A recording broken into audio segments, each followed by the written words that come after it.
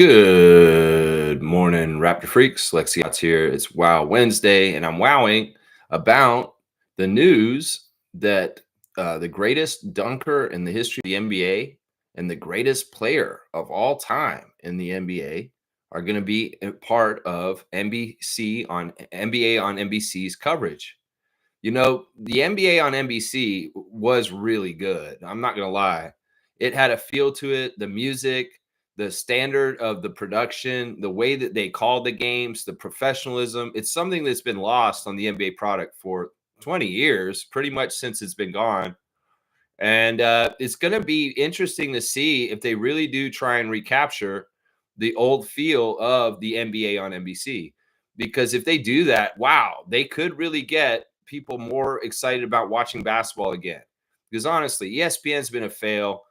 Being the main channel covering the NBA has been absolutely horrible under ESPN and ABC.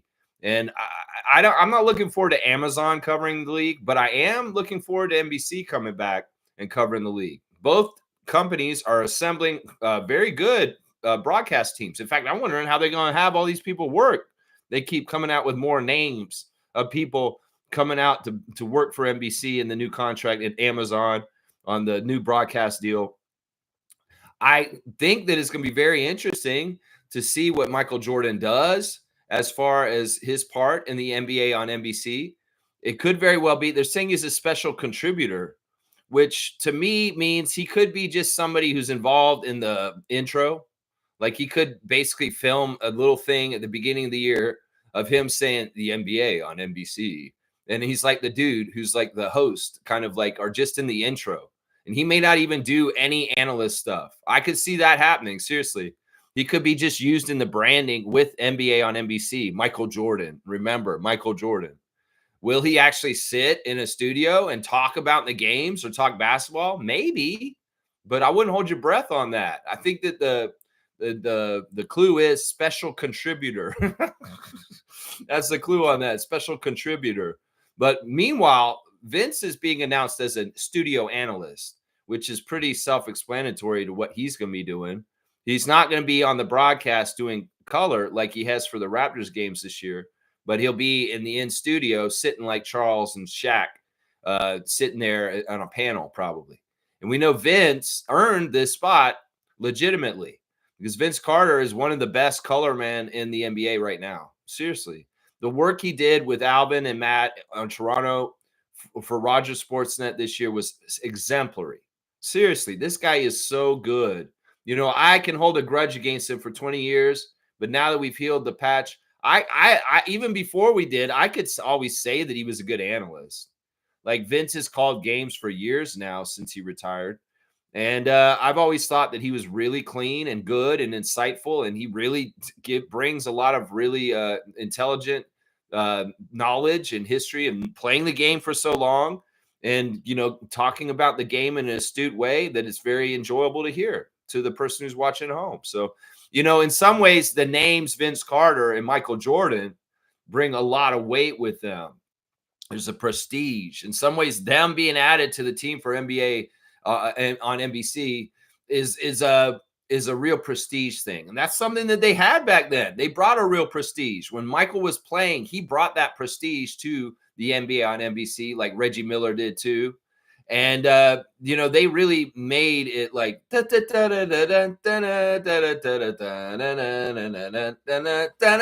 you know, they made that music get people excited because it's the NBA on NBC. Man, I'm telling you, that roundabout rock that John Tesh made is going to be coming back, and Michael Jordan's going to be involved, and I'll bet you Reggie Miller's going to be somewhere around there too. Vince Carter. This is really shaping up to be something cool. You know, I boycotted NBC for a long time, because of the way they dealt with Conan O'Brien and Jay Leno, like around 2009 or something like that. Yeah, I stopped watching NBC shows for like 15 years because of how they did Conan O'Brien dirty with the Tonight Show. I was mad at them, so I boycotted that whole entire network for a long, long time. But if they are going to revive proper NBA coverage on NBC, the way it used to be, the way that I used to like to watch it, the way that the Raptors looked the first Sunday they played on national television in the United States against the Phoenix Suns, with Vince Carter leading the way, scoring 50 and winning the game for the Raptors. I'll be all about that. The way that Michael Jordan played in the playoffs against teams like the Pacers and the Lakers and the Suns and the Jazz, and they put that on NBA on NBC with the playoffs. Yeah, if that's the field that's coming back to NBA programming, this is a good thing, because seriously, ESPN has been absolute dog shit the whole time they've covered the NBA. They have been absolute dog shit. ABC, Disney, ESPN, y'all suck.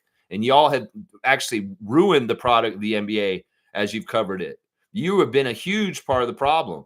Seriously, you've sewered the product into being cheap tabloid bullshit, LeBron, Lakers, 24/7 BS.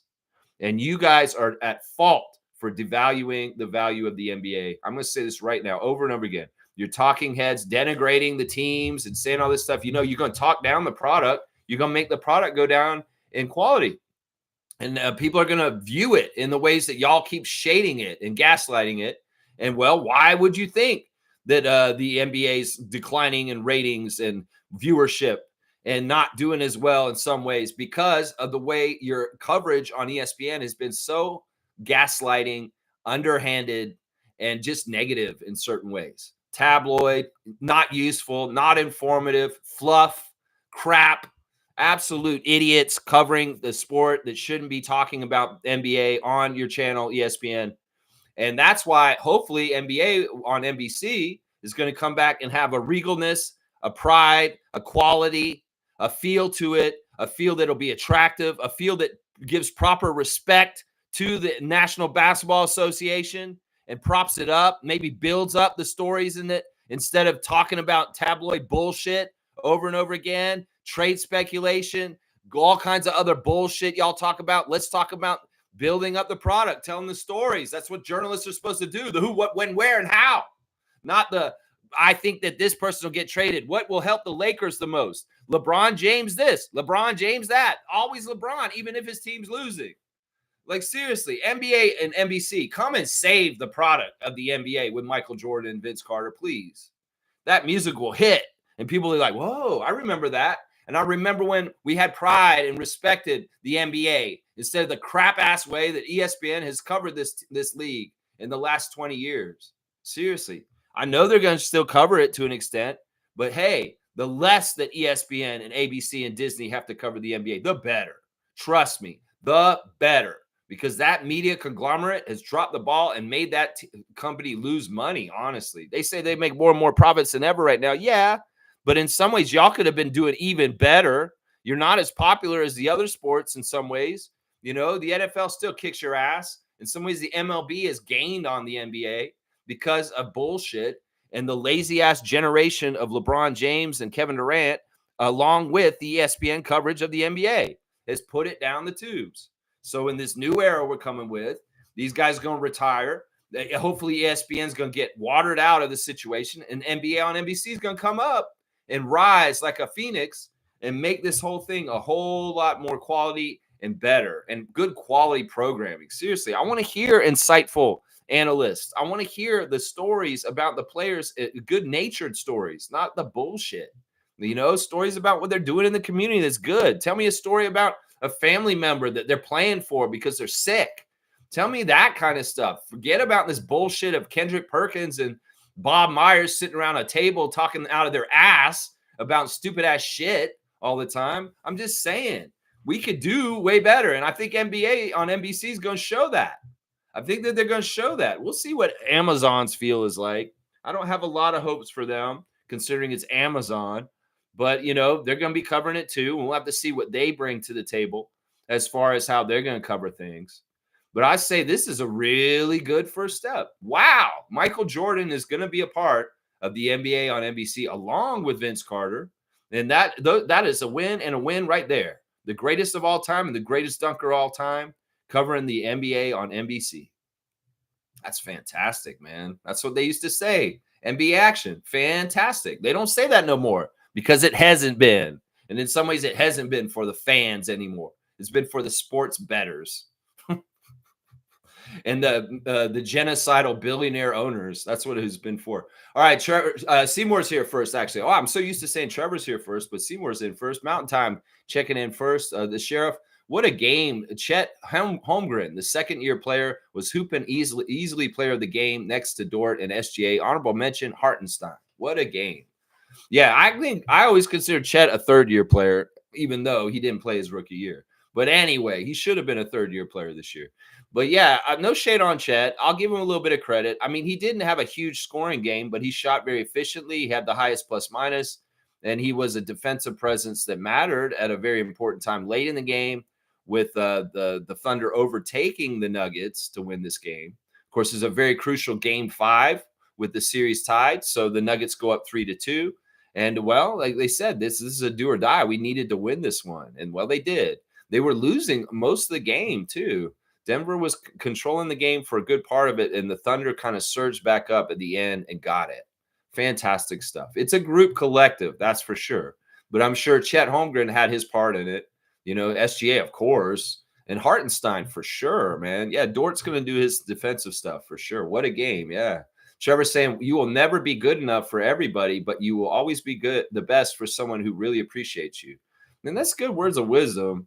You know, don't be a people pleaser trying to please everybody. In some ways, that's not going to work. In some ways, you shouldn't even people please that one person that appreciates you so much. You should be yourself, and they should accept you for who you are, and you should do the same for them, especially if you do find that special person that gets you and is not judgmental of you and just kind of like, you know what, I accept you for who you are. That's really special. And it's not common. So you need to really nurture and take care of that kind of relationship, because honestly, those are the kind of relationships you're supposed to have for the rest of your life. If you can find that person, if you can. Let's see. Trevor J is saying Indiana put Cleveland on ice to chill until next season. Pascal, first time in his career, he eliminated the Cleveland Cavaliers. Yeah, I mean, I know that technically that's true because, you know, but he hadn't played the Cavs a whole lot. I mean, they played twice early in his career, like his rookie year and his second year, and he wasn't really a main contributor then. He's more like a bench backup player helping the Raptors under Lowry and DeRozan in those years. I mean, y'all can make a big deal out of this. I know some people in Raptors Nation are trying to link this to LeBronto. I can't do that. I mean, this is such a different era. This is such a different thing. This is not get back for LeBronto. I'm sorry, guys. And we can say, yeah, we got some get back against the Cavs, but we can't. The Pacers did. Our Pacers got get back against the Cavs. So, I mean, in some ways, sure. Pascal was a victim of LeBronto because he was a young player on the Raptors at that time. And he's getting his own personal victory. But this is not Toronto getting revenge for LeBronto or Cleveland. We did not beat the Cleveland Cavaliers. The Indiana Pacers did. And I mean, I get it. We're going to live vicariously through Spicy P.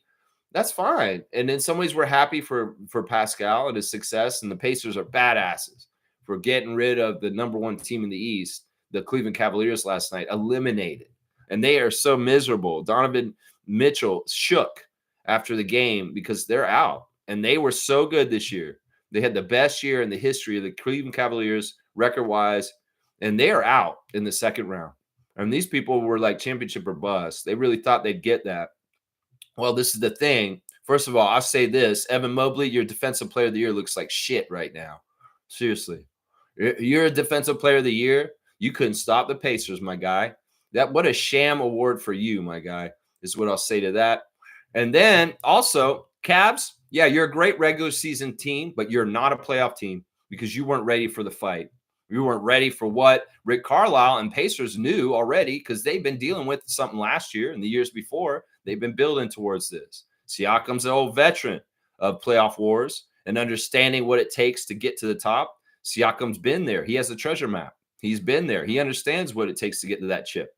And in some ways, there's people on the Cavs that have no idea what it takes. And it shows in what they did with their effort and coming and meeting the energy of the Pacers in this series. Well, your record looks great, Cleveland. Good job. Good job. But you are out of the playoffs, and you will not be winning the Larry O'Brien. That's right. That's just the way it goes, bros. Sorry, Cleveland fans. Woo! Sorry. It's just how it is. Siakam, Halliburton. Yeah.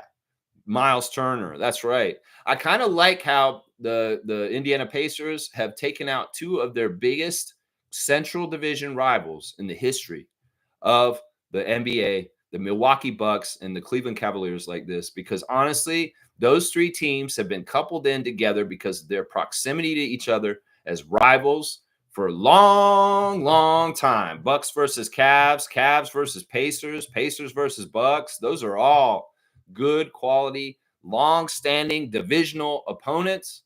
And well, Pacers, you're the king of the Central Division right now. That's for damn sure. And now you'll wait for the Knicks to probably finish the Boston Celtics tonight. In this game, Jason Tatum has had surgery. He is out. He will not be playing tonight. The Celtics are in a bad place. And well, it's the writing's on the wall right there with that. Let's just get it over and done with. And let's see the Knicks versus the Pacers in the Eastern Conference Finals, because that's where it's looking right now. Yeah, I'm really happy for the Pacers. The jubilation, stuff like that. You know, you shot your shot too early, John Halliburton. You shouldn't have gone and gotten in Giannis's face. You could have been doing so much more cheering since then. You really could have, man. You could have been cheering a lot, man. Man, I would have seen you having a good time on the sidelines at the end of the game last night, John Halliburton. But no, you had to go get crazy in the first round, and now you can't even be at the games. That's just sad in some ways. What if they win the championship and Tyrese is amazing and his dad can't even be there because he acted a fool against Milwaukee? That would be sad. Trevor's saying that was a great game last night with OKC and the Nuggets. What a comeback by SGA, dropping 31 at 6 rebounds and 7 assists. Yeah, that's our guy, man. SGA is my dude, man. I love SGA more and more.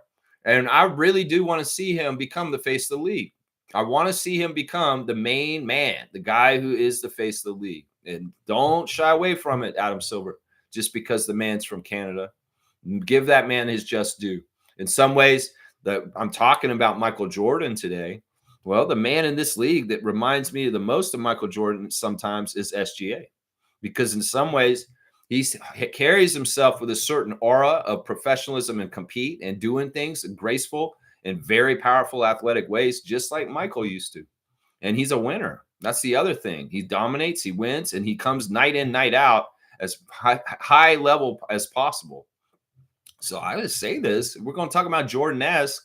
There's a few players in this league where you can start using that descriptor, and SGA is one of them. It may be Anthony Edwards a little bit too at times, but man, SGA with the acrobatics and the way he has his body control with some of the things he does on the offensive end is very Jordan-esque. Let's just put it that way, man. I'm all about SGA and Lou Dort and the Thunder. And man, the playoffs are really shaping up in a way that I really like. I'm very happy because some of the teams that I really wanted to do bad have done bad now, and they're on their way out. And that's fantastic, honestly. And some of the teams that I really wanted to survive and do well are still there, and they're doing great. Indiana was my pick in the East, and well, Indiana's in the Eastern Conference Finals as of last night, and that is awesome. That is awesome. Oklahoma City still in there going. That's my pick on the other side.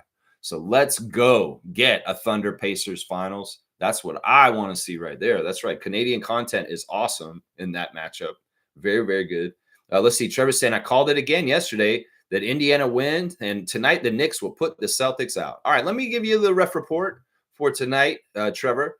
Tony Brothers is going to be the crew chief for the game in Boston, New York at Boston, game number 5. This is going to be tough. New York's going to have to win on the road in a hostile Boston environment where they're going to be really crazy. In some ways, Jason being out is going to be helpful to the Celtics. I'm not going to lie, guys, because he's high usage and he can be poor like shooting overall, and he could hurt them. In fact, he may have been hurting them on the down low. They may be better with Jason Tatum out. I know I said that, guys. You heard me just say it. Jaylen Brown more focused and kind of knowing he has to carry more, he may get up and go further and stronger because of that. So we'll have to see. But Tony Brothers heavily favors the Celtics. In fact, Tony Brothers, much like Zach Zarba, is a hated ref in New York City. That's part of the reason why people talk about Tony Brothers being one of the worst refs in the league, is because he's really, really mean to the Knicks. and the Knicks fans are very vocal. So I like Tony Brothers. I think Tony Brothers is a great ref, but Knicks fans don't like Tony Brothers. No, they don't, because he has a very, very bad record with the New York Knicks, and he has a very good record with the Celtics. So it's not Scott Foster. I thought tonight we get Scott Foster for this game because the extender, well, they like to extend things, and Scott Foster is a master extending playoff series, but he's not there to do it. Tony Brothers is going to be there tonight, and he's not a Knicks friend. No, he's not friends to the Knicks. That's all. Josh Tiven is the referee, and he is favoring the Celtics very heavily. And Brian Forte is the umpire, and his worst team in the league. Brian Forte's worst team in the league, I believe, is the Knicks. Like, they have the worst record with Brian Forte. So it's a very favorable crew for the Celtics at home once again to extend the series to another game, to game 6. So they may kind of try and squeeze another game out. Even without Tatum there, I could see the Celtics winning at home tonight, even though Trevor just said the opposite, and it going to game 6 and winning the series in New York in game 6, the Knicks there. So that's what I'm seeing, Trevor. You may be right. And in some ways, I'm hoping you're right, because then the Celtics are out. But I'm reading the tea leaves of the refs, and it's looking like it's a very favorable crew for the Celtics. The other game is Golden State at Minnesota, and the Warriors have their backs to the rope too. It's 3-1 with them. I believe it's 3-1, right? So John Goble is the crew chief. He favors the Warriors very heavily.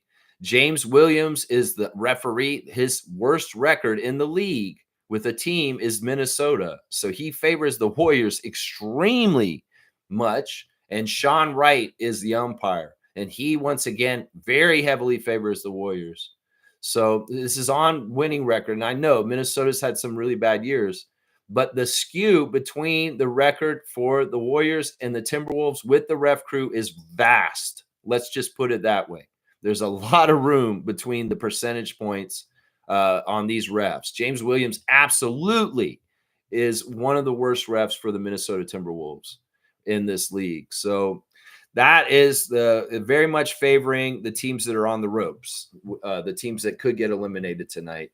The ref crews are showing history of kind of being on their side. So that's what we got to say about the refs right there. We'll have to see. Minnesota's going to finish the job with Golden State tonight too. So that's your prediction on that. Yeah, of course, the game being in Minnesota is helpful to the Timberwolves to close it out. Definitely helpful having home. That's maybe the difference in what happens in the games tonight. I could see this happening because Steph's still out, and the Warriors are nobody without Steph. Seriously. They don't have any legs without Steph. They barely have legs with Steph. And, well, I could see something happening because of Boston being at home, extending the series to one more game. But I could see the Timberwolves winning tonight and beating the Warriors if they really play smart and together. Yeah, I could see that. Let's see. Trevor's saying we will see ex-Raptors against ex-Raptors for the Eastern Conference title.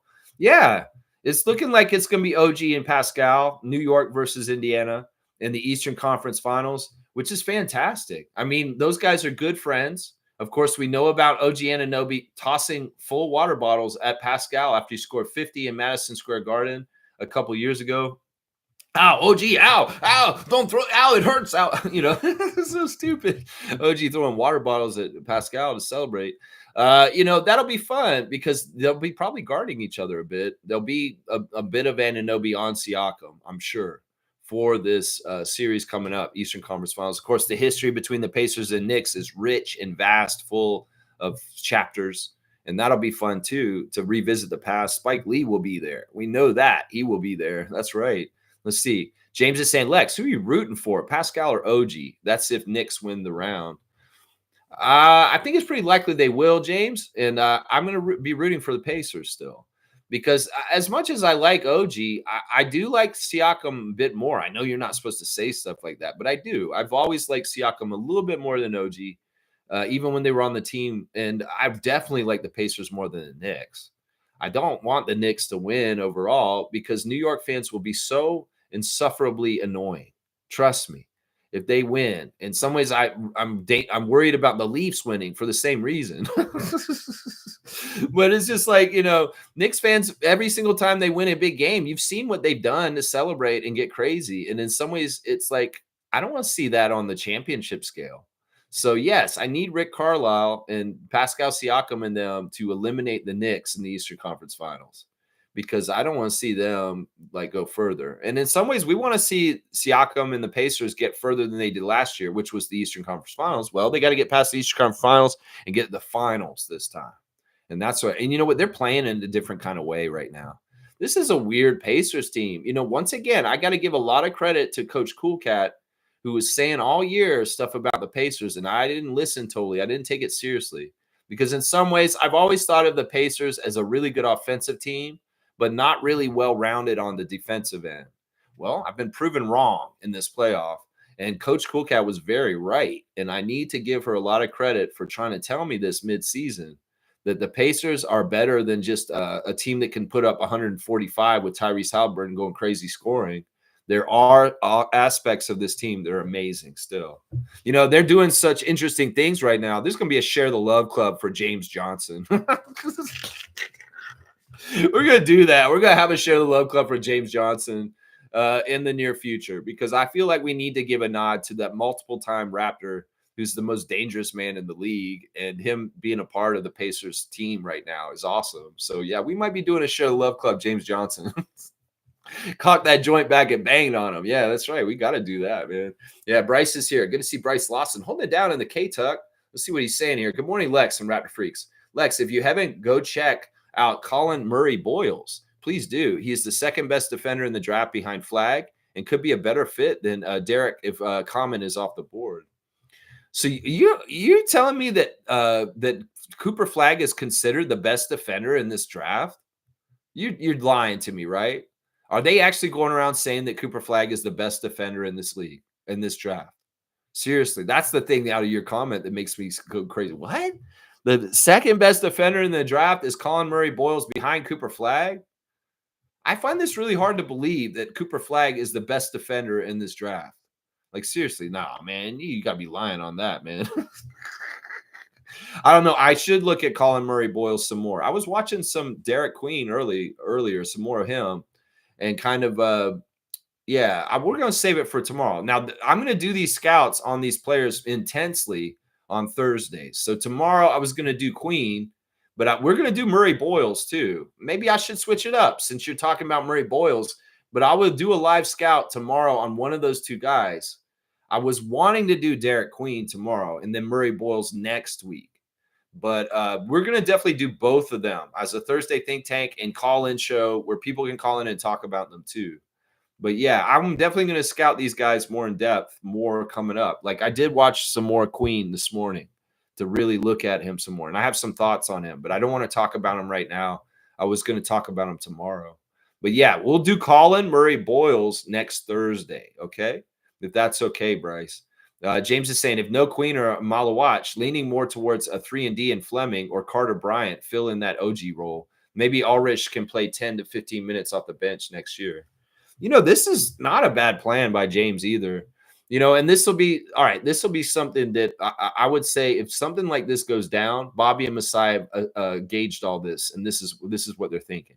They may have to – I don't know if Shamshay is that far along to be able to be expected to help in that amount of time next year on the big club. So I don't know if that's very reasonable or ready. It may depend on how much work he gets done this summer. He's been hurt for so long. His progress got stalled out for half of the season. But if he's healthy all of a sudden soon and he can put in a lot of work in the summer, do a really good summer league, have a great training camp, and show jumps and leaps, maybe this is possible. But I don't think Shamshay is going to be ready for this next year, at least from what I've seen so far from him. I don't think he will be ready that quick, but only if he fast tracks or does some crazy leap this summer. Maybe that could happen. But I like what you're thinking. Now, I would say this, James, when we get to the draft, if Bobby and Masai do not pick a big man, and they do something like what you're saying, where they go and get Fleming or Carter Bryant, that may signal exactly what you're saying, is that they feel like they can rely on Shamshe a little bit more coming up this season. Maybe even Mobo. Maybe even Mobo, in some ways, they're saying, well, you know what? Mobo's done a good job at the backup center already.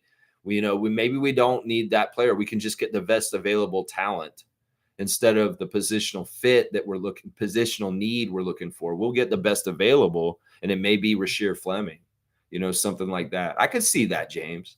That could be a real tell on draft day. When we see the pick for 9, what Bobby and Masai did, that could be very much a tell on the reverberation of that decision. Is like, okay, well, maybe they see a promise in Shamshe and Mobo that will come up and do the stuff that will suffice for what we need on that, because we drafted the best available.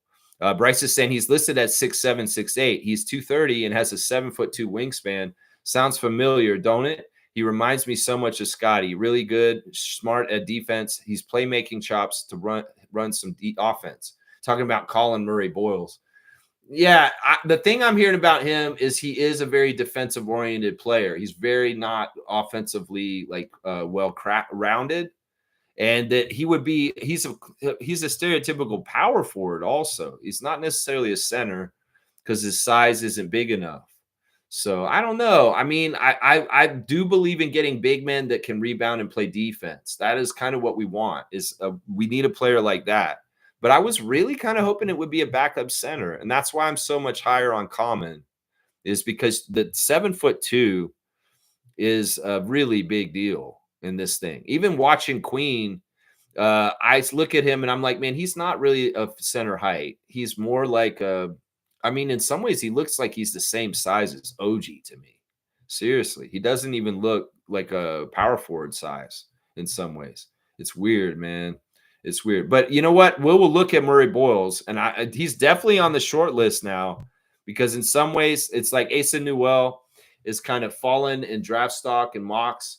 And it seems like Colin is the guy who's kind of sitting around there as the other big man. There's also Sorber, which is an interesting prospect at center that may be right around there too.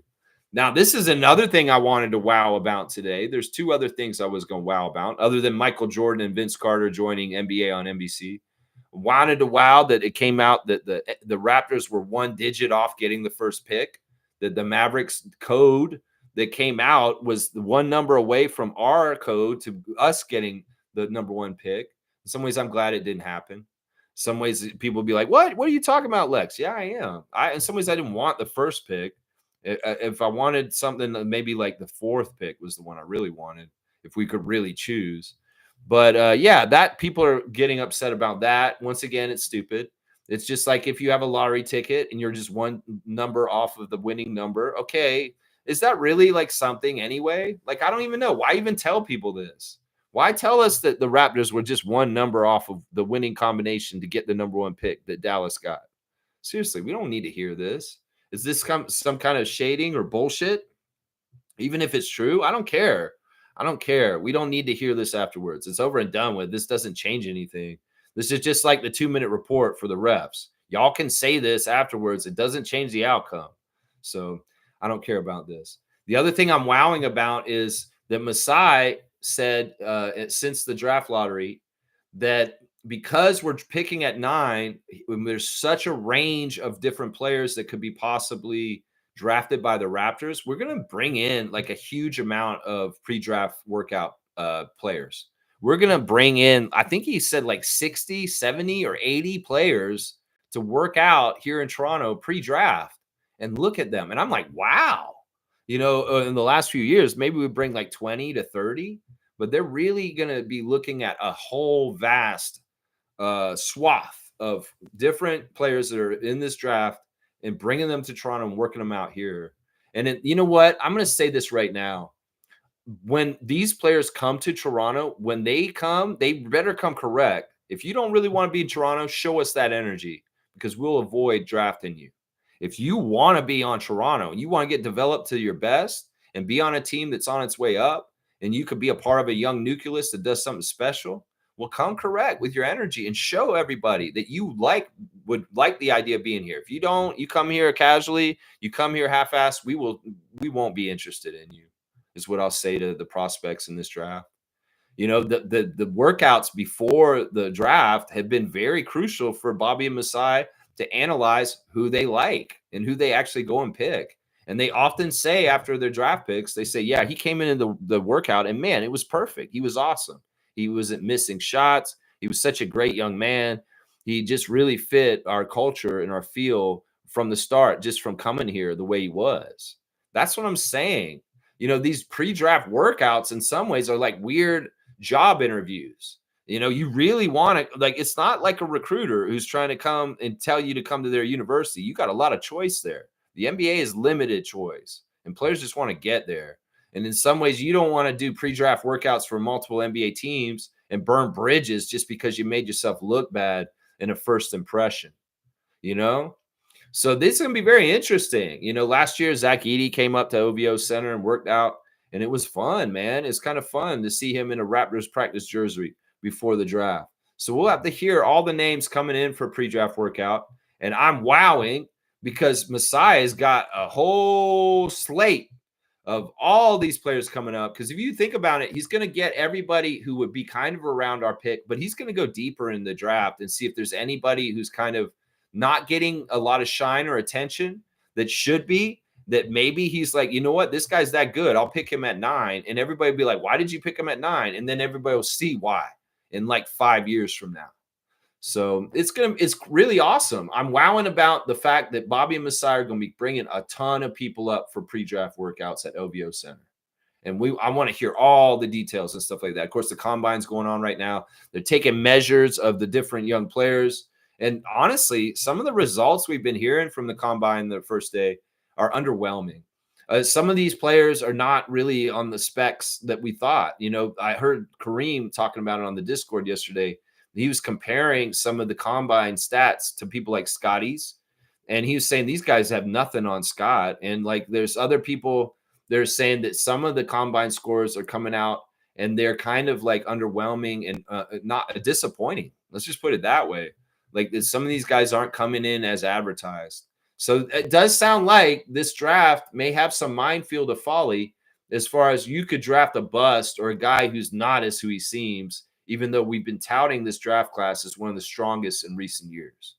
So this is why it's really good that we have Bobby and Masai, because they'll know how to suss out the imposters, the guys who are just not the right character fit or the right mentality of work and trying to get better and trying to do things right in the NBA. There's a lot of knuckleheads that are good basketball players that do not do it for the right reasons. And Bobby and Masai, part of the pre-draft workout is interviewing these guys, seeing what makes them tick. And if they're the kind of player that's kind of like, a little bit kind of nonchalant, or maybe kind of just like not really kind of maybe there's some tells they can tell from personality wise. I mean, Bobby Webster seems like an FBI profiler guy. He probably knows some tells. He could just watch a person and be like, yeah, Masai, this guy's just not as serious as we thought. Shit like that. I'm telling you, it's this kind of stuff, man. So we'll have to see. I'm really happy that they are going to cast a wide net and bring in a lot of people to see. That's really, really good. So I'm wowing. Wow, the most pre-draft workouts ever probably in the Raptors history are going to happen this year, guys. G saying, I keep hearing about Fleming. Need to check him out. Apparently, hang on, it jumped ahead. Let me get back. Apparently, where's the chat? Here we go. Wow, you guys are really filling it up here. This is awesome. I'll have to get through all the chat. I keep hearing about Fleming. Need to check him out. Apparently, Malawach had some bad combine scores. I've not personally seen the stats, but that's what I've heard. Yeah, I've heard that his combine did not look good. Collins combine did not look good. And some of the other main guys weren't as impressive as they should have been. Yeah. Bryce is saying Fleming is really good. This draft is loaded. That's why when Masai and Bobby said during the season, we don't care where we draft, this is exactly what they meant. Everybody wanted us to tank. Tanking did not matter. Tanking was a whole distraction this whole year. And it's just a stupid thing to continue to talk about. In some ways, I hope people learn the lesson here. If anybody's still standing on this tank thing, as far as we should have tanked harder, you're idiots. Because look at what Washington and Utah got from this draft, and they tanked the hardest. So once again, Raptors Nation, tanking does not work in this NBA. The lottery balls do not allow you to tank to just get what you want. And honestly, You know, we were going to be all right either way because we're going to have a top 10 pick in this draft no matter what. And we just needed to be in the top 10 to get it. And 9 is not the most ideal, but that's how deep this draft is. That there's like 12 top-notch players in this draft, and we're going to hit on one at 9. Trust me, we're going to hit on one at 9. That's right. It is loaded, Bryce. It is loaded. Trevor's saying if y'all want to watch the NBA Draft Combine at 2 p.m. today, it's on ESPN2 and ESPN Plus. Yeah, I mean, that kind of sounds like fun to me in some ways. Maybe on Discord, we have a little bit of a watch party on there for a little while. If anybody's on there, I am kind of busy though these days. Like I really have not been able to do my normal things because, like I said, my folks are here visiting and I'm spending a lot of time with my parents and doing things like gardening and going and doing different things with them and stuff. So I'm not really on my regular schedule right now. I'm kind of taking off season on the down low right now. And that's maybe why my streams have been a little different, but also the fact that I'm not putting as much work into my like research and stuff because I'm really busy. Like I'm not online. You guys can notice I'm not in the Discord talking to you guys as much as I have been because I really have been busy with family time right now. You know, I've been out here by myself for 6 months here at the cabin, and they're here all of a sudden. It's nice to have company, and I want to spend time with them while they're here, right? So let's see, 2 p.m. Eastern time. That's right, Sheriff. It'd be 2 p.m., so I guess it'll be about noon your time there. Yeah, I can maybe check it out on my lunch. There you go. Yeah. Go ahead, Seymour, Sheriff. That's right. Yes, sir. Cool. 2 to 6 p.m. That's right. Here's Cool Cat. Good morning, crew, Raptor Freak crew. I hope you heard my what I said earlier about what you said about the Pacers this year, Cool Cat. I have to give you credit once again. When Lex is wrong on something, if he disagrees with you on something and he's wrong, he will circle back and admit when he's wrong. This is a very important character trait for people to have. And some people in power are not showing that they're capable of this. And that means they're not a good leader because good leaders need to be willing to admit when they're wrong. And well, I was wrong about the Pacers defense, and Cool Cat was right. And that's why I want to show that I will come around like this, man. Criscom's saying this is great news. Vince and MJ will be discussing the Raptors' return to the playoffs. I mean, that would be awesome, man. You know, one of the things about Vince doing the games on NBA on NBC is I trust him more right now. I didn't trust him before this year. In some ways, I've always seen his action in some of the ways he calls us on national television in the States. And it's not always nice. But the love is shared now. And I think that the wounds are healed on both sides. I have mine healed up, and he has his healed up with us. And in some ways, he felt the love from the jersey retirement and the different times throughout the year. And I saw Vince Carter wearing Raptors gear this year. And that means a lot because honestly, there may have been an alternate universe where Vince Carter never heals things with Raptors Nation and never ever wears anything Raptors related ever again. Turns his back on our franchise, just like Chris Bosh did, and embraces being more Heat Nation or Magic Nation or Nets Nation for Vince Carter. Now, because he's healed things, he's come in and done games with Matt and Alvin, and he's been around our fans, and our fans have shown him love. He's had a plane made by Air Canada with his decals on it. You know, he had all this amazing stuff happen to him this season from the Raptors showing love and retiring his jersey that Vince, in some ways, if he sullies or disrespects the Raptors organization, he sullies himself. And that's why I trust him more to give us a fair shake on the broadcast, covering us because he's come and covered us this year with Alvin and Matt and seen the pride and the joy. And he covered us in a positive way with them from our view. And in some ways, we need him on the national scale on NBC to be respecting the Raptors as a franchise and teaching American audiences that, yes, you should respect the team that I started on, was a rookie year for, and a dunk champion for. And that's one of the best things about this situation. Thank you, Masai, for healing things between Vince Carter and longtime Raptor fans like me, who've been fan of this team since it started, before Vince was even a Raptor. I was a fan of this team from the very first day. And I've hold a grudge against Vince Carter since 2004 until this year. And y'all helped us heal this.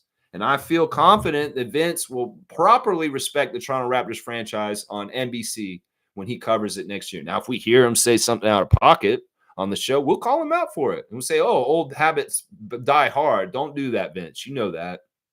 Don't do that. Don't try and hurt us in that way. That's what I would say right there. Yeah. Seymour saying North Carolina Tar Heels running NBC. Okay. Yeah, that's kind of a cool thing. I mean, it would be cool if it is actually Michael and Vince together in the studio. Like if Michael could be a studio analyst also, that would be amazing. In some ways, I don't know if he wants to put that much time into it. That's why I think when they say special contributor, it means he's going to film something one time and they're going to use it over and over again, and he won't have to do any more work after that. Let's see if I'm right.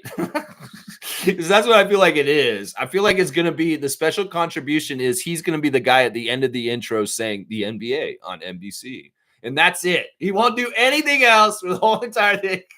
He'll just come in and it'll be right at the end of the intro. And then it'll be like right at the end. He'll come in and he'll walk in. He'll be smiling. He'll say the NBA on NBC. And that's it. And Michael won't do anything else for the show.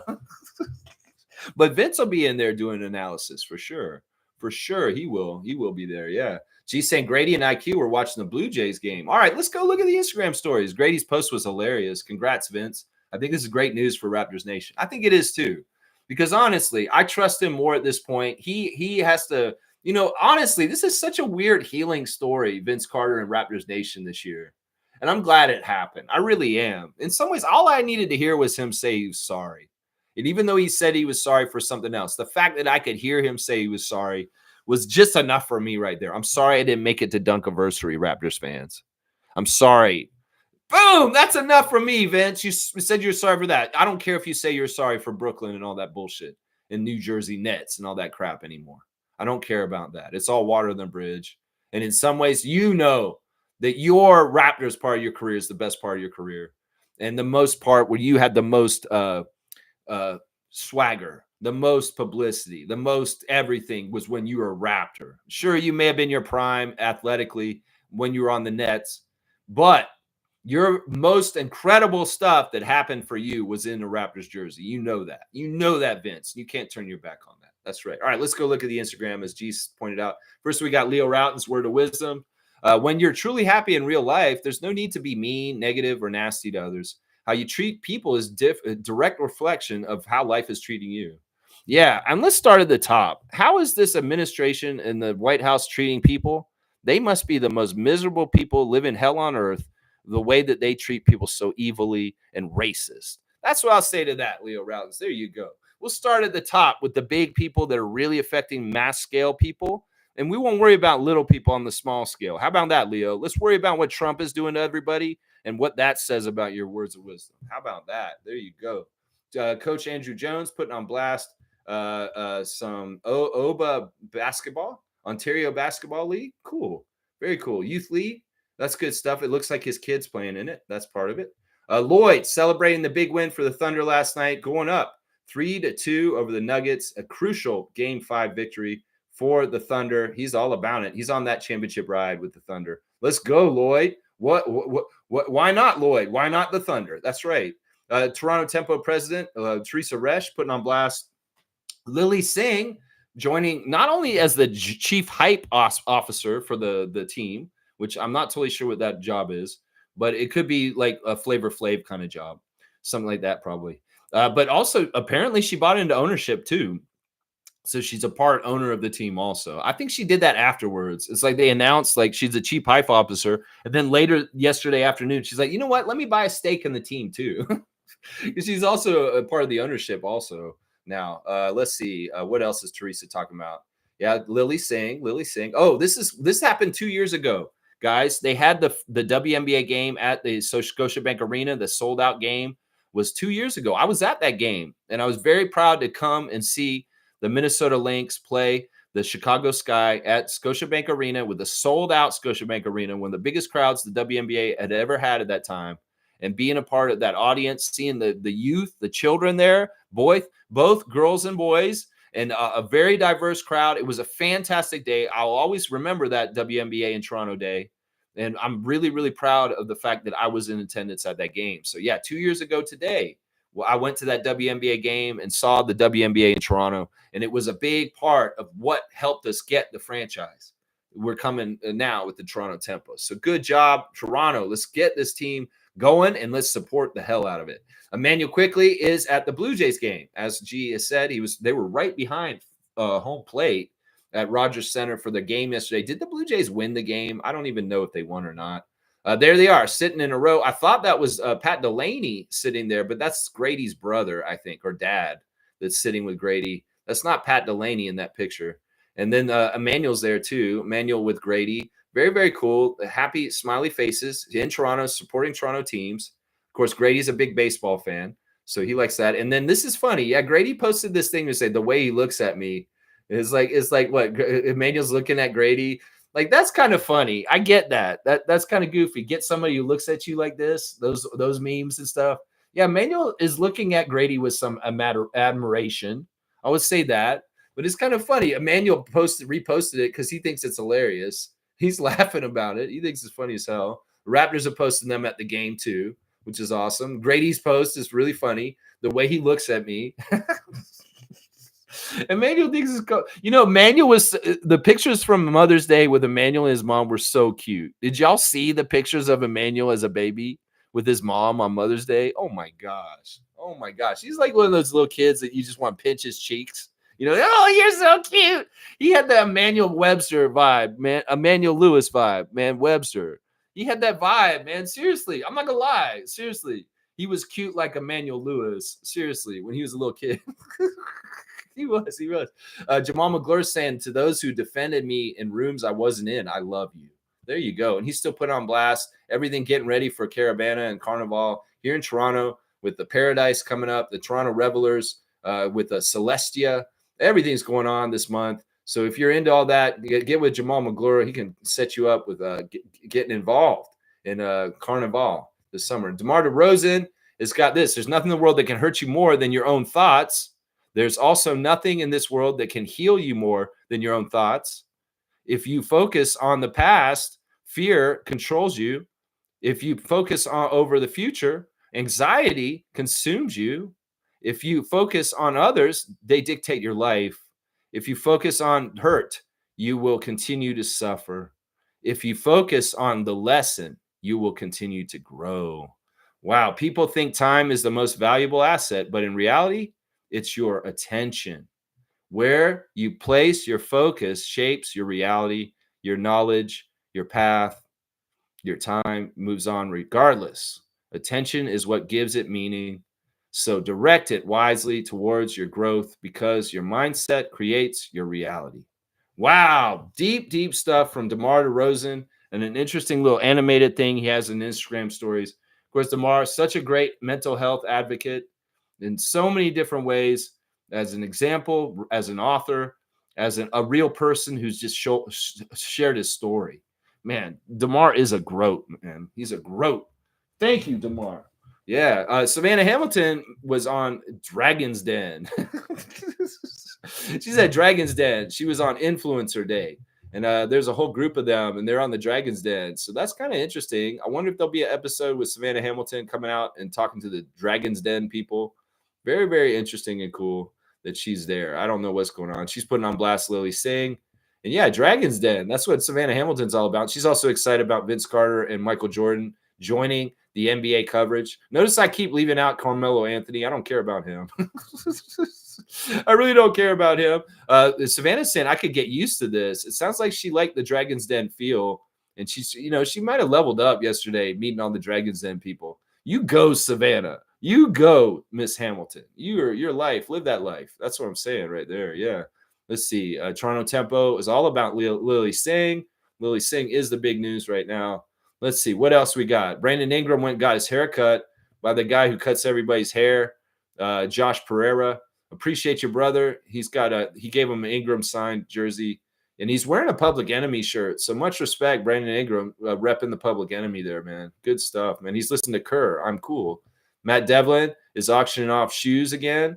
The shoes from the coaches, the shoes for autism awareness, the coaches wear. So you guys buy those shoes in the auction and raise good money for a good cause. All proceeds go to the Max Foundation.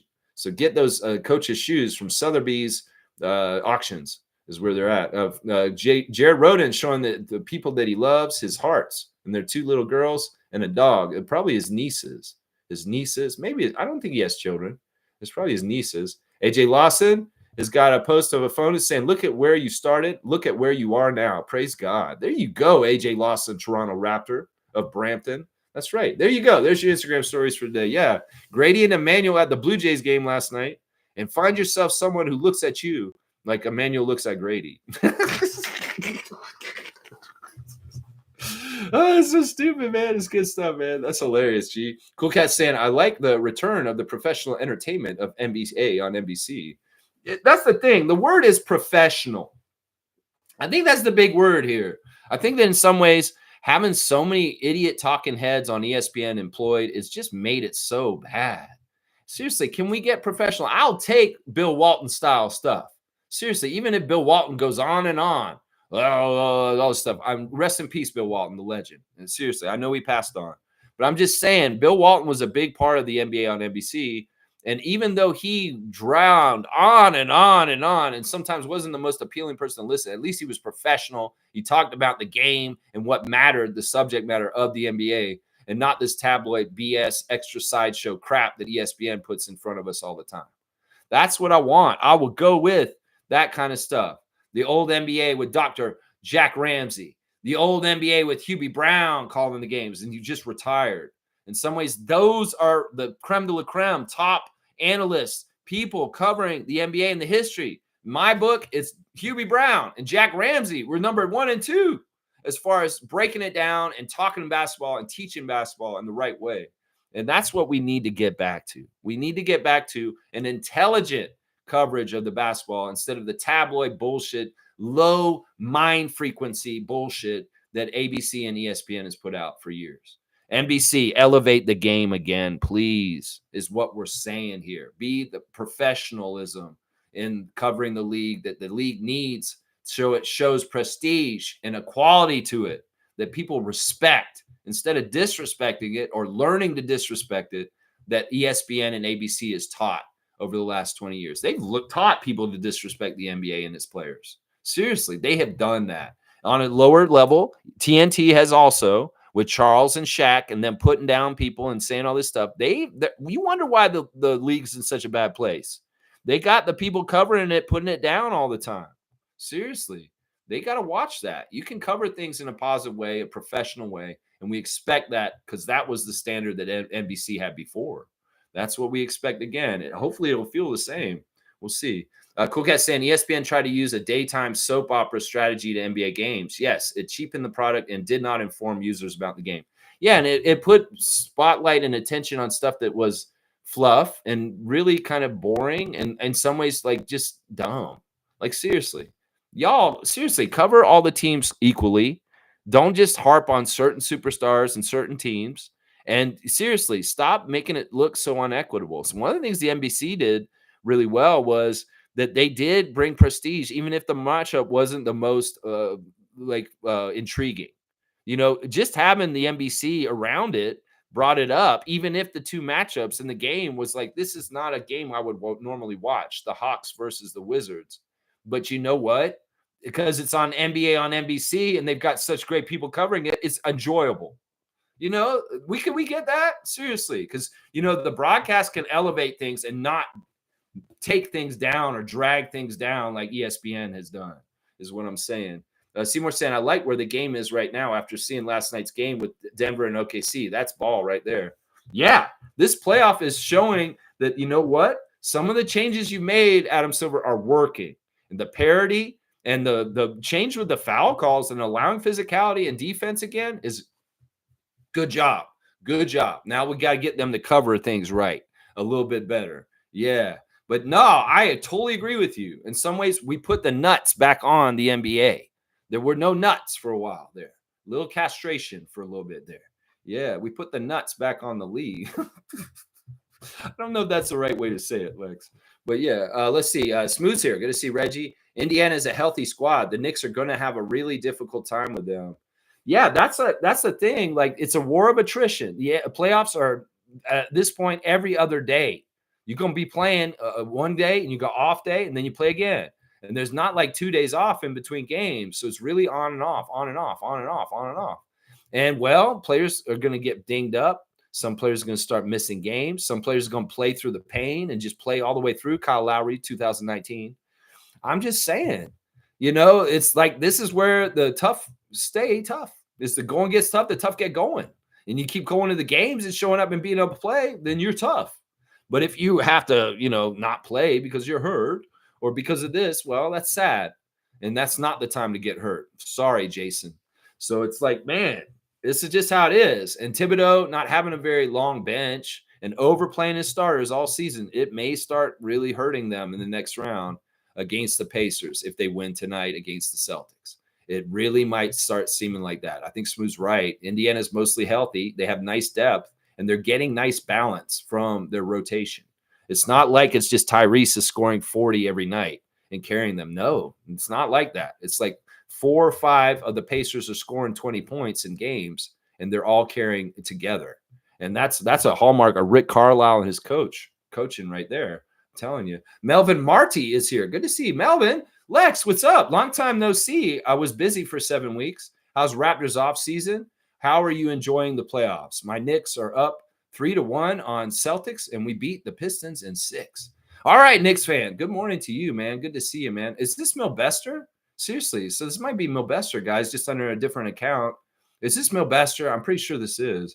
But yeah, how's the Raptors off season?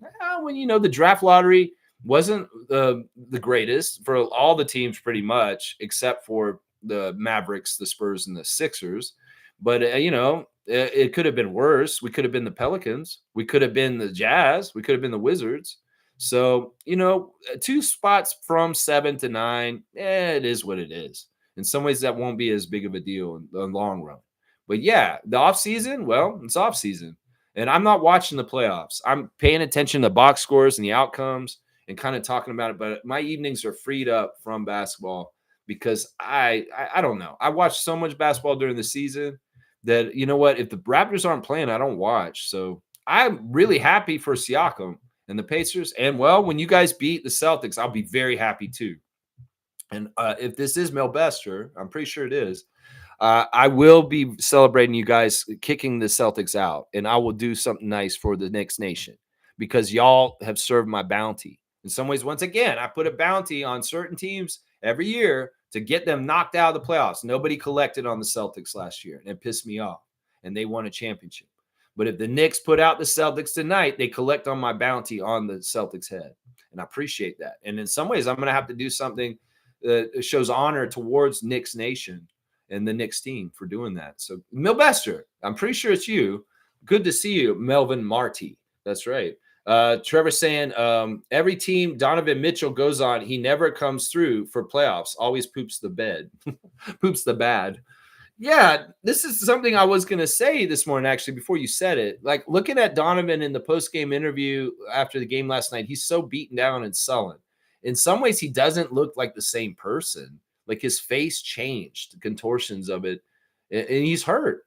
I mean, this is what I'll say. Donovan Mitchell, we said this a couple weeks ago. He's not the type of player that wins championships.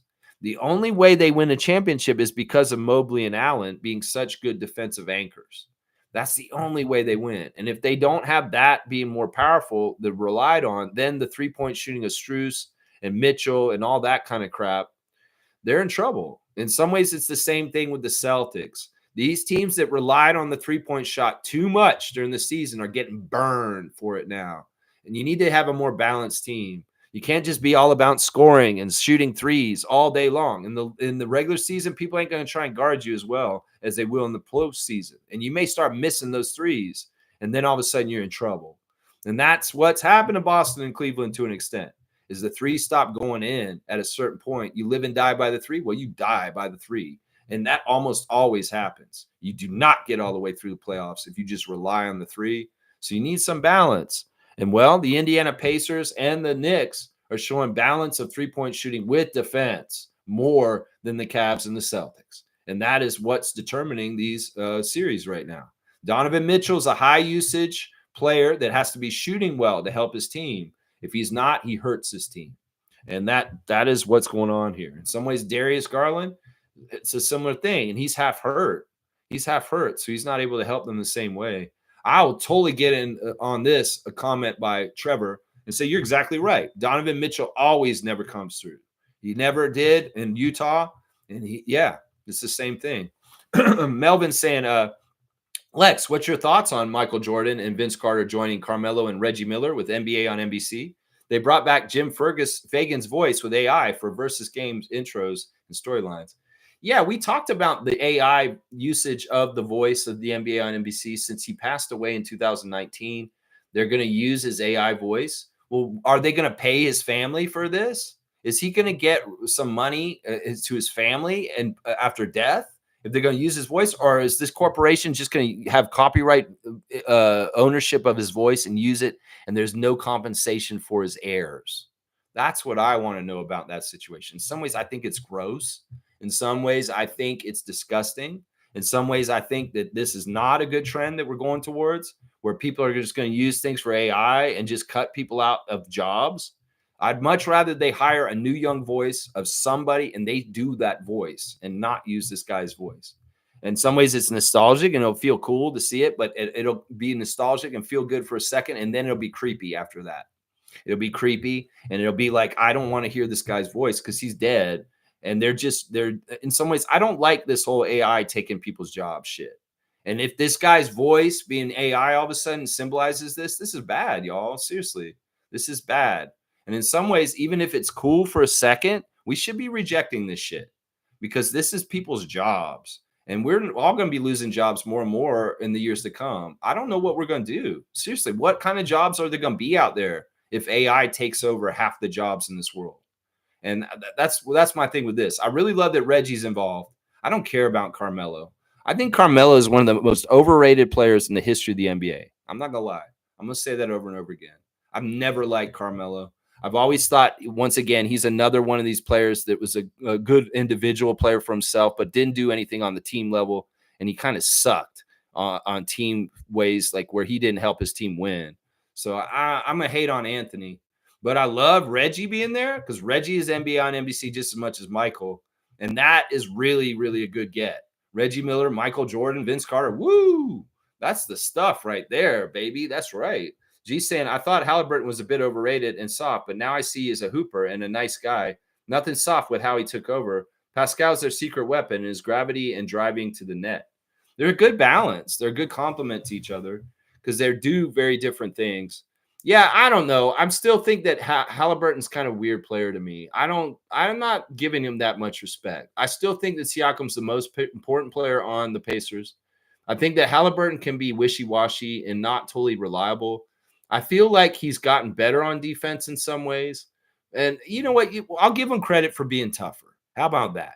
He's not a soft guy because he's playing in this crazy-ass series right now, and he's doing very well, and he's showing durability. That's another thing right there. Smooth saying, remember, Mathurin and Halliburton were hurt last year, and they still beat the Knicks.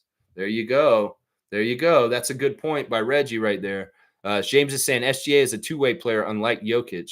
I want the OKC to win it all. Yeah, I'm with you on that. That's my ideal win. Although Pacers win, I don't mind that either.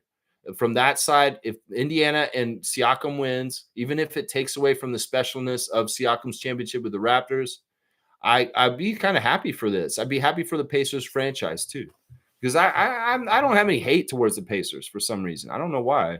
I should maybe. We played them in playoff battles, but I think we did pretty good against them whenever we played them in the playoffs. So yeah, the East is wide open next year. Yeah, if the Celtics have failed and they're out, and Jason Tatum's gonna be out for like 6 months or something like that with this injury he's got right now.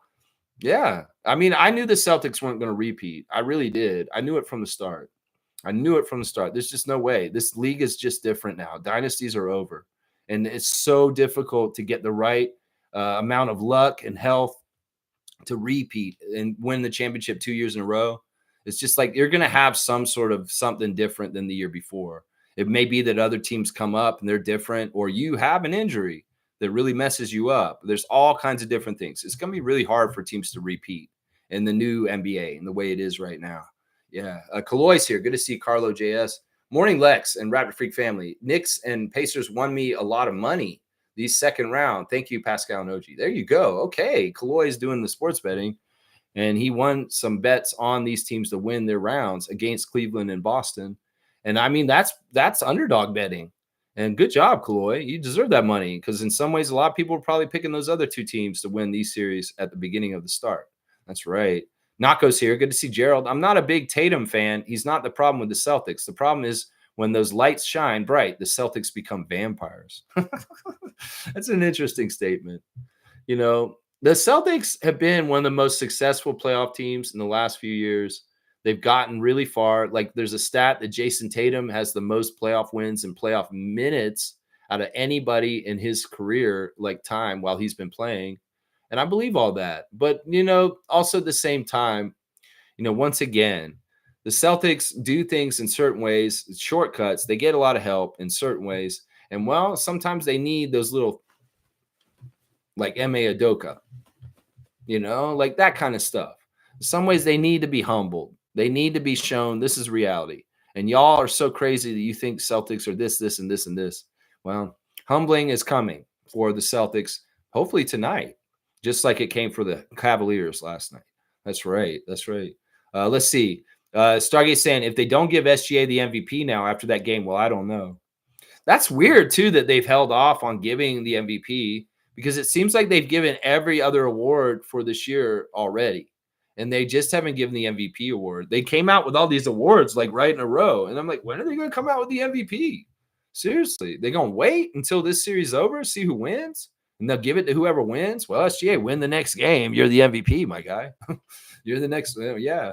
Melvin's saying, Lex, I felt bad for Tatum with that injury. At first, I thought it was OG that hurt him, but it was himself that hurt his Achilles. He wasn't my favorite player, but he's a good guy and a great athlete. Yeah, I heard that it was kind of sad seeing him get upset after getting hurt, and I didn't watch any of it, so I don't have any sympathy because I didn't see the moment. If I saw it, like you guys were describing on Discord, I'd probably be like, yeah, I feel a bit bad for him. But man, he's such a golden boy, and the way that they over promote him, I have a lot of disdain for him because in some ways it's just like this dude. I get it. Y'all have made him overhyped. In some ways, he can't even reach the level that y'all have hyped him to. In some ways, he's human. In some ways, he's going to be a certain level of player. Once again, he's another one of these players that's high usage and can be very bad if he's not hitting his shot for you. So I don't really look at him the same way as most people have been trained to look at him by the NBA media. I really don't. I look at him as a golden boy who's been shoved down our throats. And in some ways, I don't have to like him just because the NBA tells me to. Is kind of where I say on this. But I feel for him that he got hurt. Nobody likes to see anybody get hurt. And honestly, I wish that he wasn't hurt because I'd like the Knicks to beat the Celtics full strength. Honestly. Yeah. And Celtics fans are going to use this as an excuse, even though he may only miss, one game, and then they're eliminated. But they're going to say, oh, Jason was out. We would have beat him if Jason was – no, bullshit. The Knicks had your ass. Seriously. Don't give me this crap after this is over, Celtics fan. Just say something like, oh, if Tatum hadn't been hurt, we would have won the series. No, don't give me that shit. No, woulda, coulda, shoulda, that crap. No. Don't do that. Don't do that. Kaloy saying Shamshay has better combine measures than Common, and Scotty has better measures than Cooper. Yeah, I believe all that. I mean, you can tell from looking at the different people that you just mentioned that they would. Scotty's a way better athlete than Cooper. He has, in some ways you can tell he's a better athletic body. And, Common is not as well defined on his body as Ulrich. So I totally see this. I can totally see that these guys would have better combine scores. Derek Queen had bad vertical and agility scores. See, this is the stuff we're finding out right now, the combine.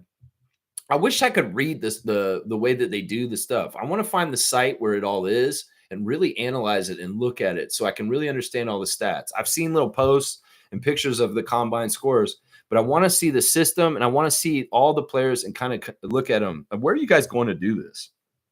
If y'all are in the Discord, can you share links to the combine scores and stuff like that? Because I couldn't find them yesterday. I was looking for them and I couldn't find them. I saw Queen scores because somebody posted them in the chat, but I want to see where we can get all of them so I can kind of look at all of them. Stargate saying, I agree 100% with Lex. I think Jaylen Brown is the real star on the Celtics team. Not having Tatum there gives them the chance now to be the guy now, and that scares me. Tatum actually hurts the team. Yeah. Yeah, I've noticed this over the Celtics during the season are smart. They kind of alternate between Tatum and Brown, and they'll rest one or the other, and that really they work better that way. I mean, it sounds crazy. Like you'd think in the playoffs they'd want to be full strength and have both of them available to be their best. But I could see them actually doing a little bit better because in some ways Jalen's not like kind of think, oh, is Jason going to do it? Well, I'm the only one here. I've got to do it. And he may be more like determined to do it himself now. Jalen Brown. So that's a thing right there. Melvin saying Tatum should use all of next season to heal the Achilles and play in 2027. Kevin Durant did the same thing with his Achilles and recovered from it. Klay Thompson too. Many in the NBA had Achilles injuries.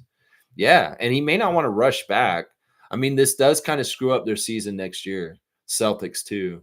Man, it is what it is. In some ways, I'm trying to feel bad for them, but I don't. I don't. Nako's saying Pacers run. Let's go. I predicted the Pacers were going to be good like 2 or 3 years ago. Man. All right, Nako. All right, man. Yeah, I mean, listen, the Pacers are a weird team, man. They like their history. Gerald, if you really knew their history from like a long, long time ago with Reggie and way back, they've always been a very strong Eastern Conference team that has always like competed and gotten the Eastern Conference Finals. Hell, they got to the finals against the Lakers one year and lost with Rick Smits and Mark Jackson, Travis Best, those guys. It's a weird thing, man. It's like they're always the bridesmaid. So what I could see happening is them getting to the Eastern Conference Finals and maybe even getting to the finals, but losing in the finals. I'm not totally sure they'll win the championship because this is kind of the energy that's been around the Pacers, their whole entire franchise history is always the bridesmaid, never the bride. It's kind of like a Buffalo Bills energy. Let's just put it that way. Does that make sense, Bills fans? You know what I'm talking about with the Bills energy. The Pacers kind of have that kind of energy, just so you know, Nako. Now, they're good. You're right. But in some ways, are they good enough to get all the way to the top? We'll have to see. They've got 2 more stages to complete to do that. That's right. Stargate saying, I don't put much stock in the combine when it comes to the Raptors and the players they pick. Our development program is so exceptional that it makes the combine outcomes moot at best. The thing about the combine is that it is a good baseline to kind of judge from, but I agree with you. I think that Masai, when he looks at a player, he's not just looking at what they are right now. He's looking at what they potentially could be in 5 or 10 years. And he understands how players can develop to grow into certain roles in the NBA. And I mean, you got to think about what did he see when he saw an injured forward from Indiana named OG Anunoby? A lot of people passed on OG in his draft because he was hurt his senior year at the Hoosiers. And in some ways, that was their mistake. Bobby and Masai did their homework, and they saw that OG could become who he was. They knew it from when they drafted him, and he's become who they thought he could become. And that's what it's going to be right there.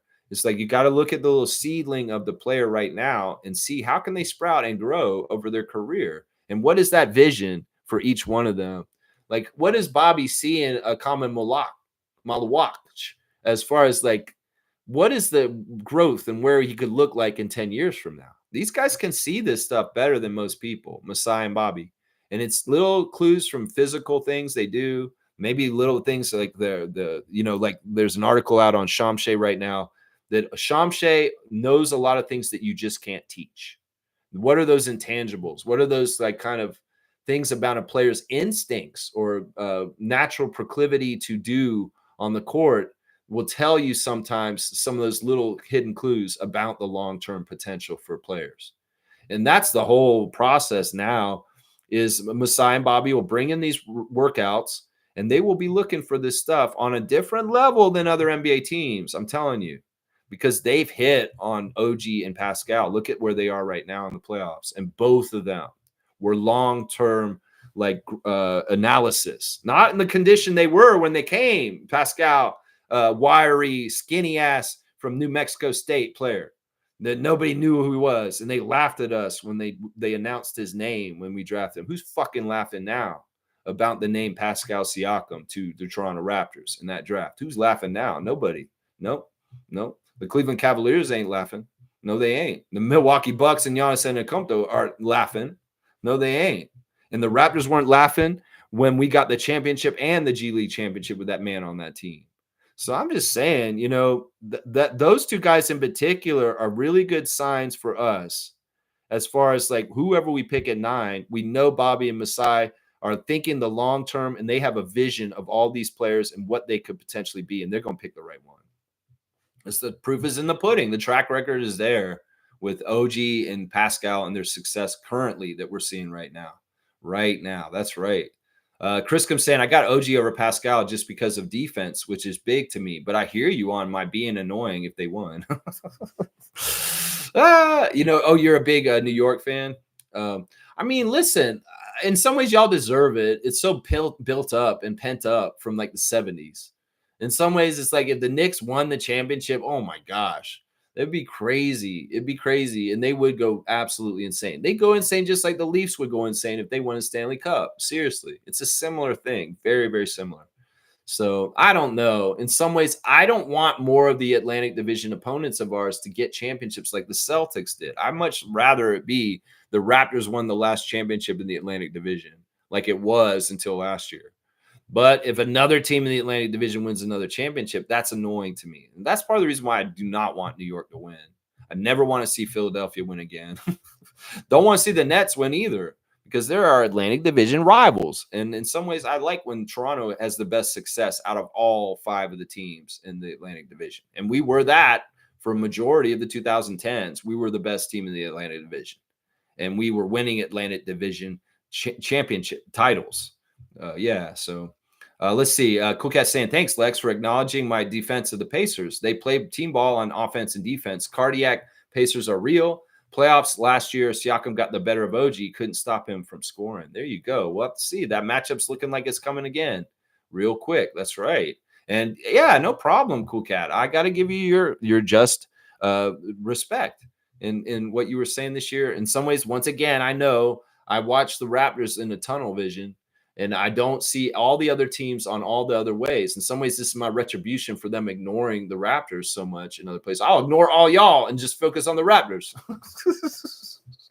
So I wasn't as well-versed on the Pacers other than when we played them. And that's not a fully formed opinion on them, obviously. Kaloy saying, I don't know, man. Pacers are looking good right now. They keep attacking and have a sustained effort and better depth. I'm going for Pacers over Knicks. I think that is really the strength for them, is that they're 10 deep. And in some ways, all 10 of those cylinders in the engine are hitting. I mean, that's the thing, man. You could have Halliburton score only 12 points, and they don't care because they are going to get the points somewhere else in the lineup. It may be Miles Turner's hitting threes really well. It could be Obi Toppin's tripping in 15 points all of a sudden. It could be that Andrew Nebhardt's just gotten hot all of a sudden. Benedict's coming in and getting 20 off the bench.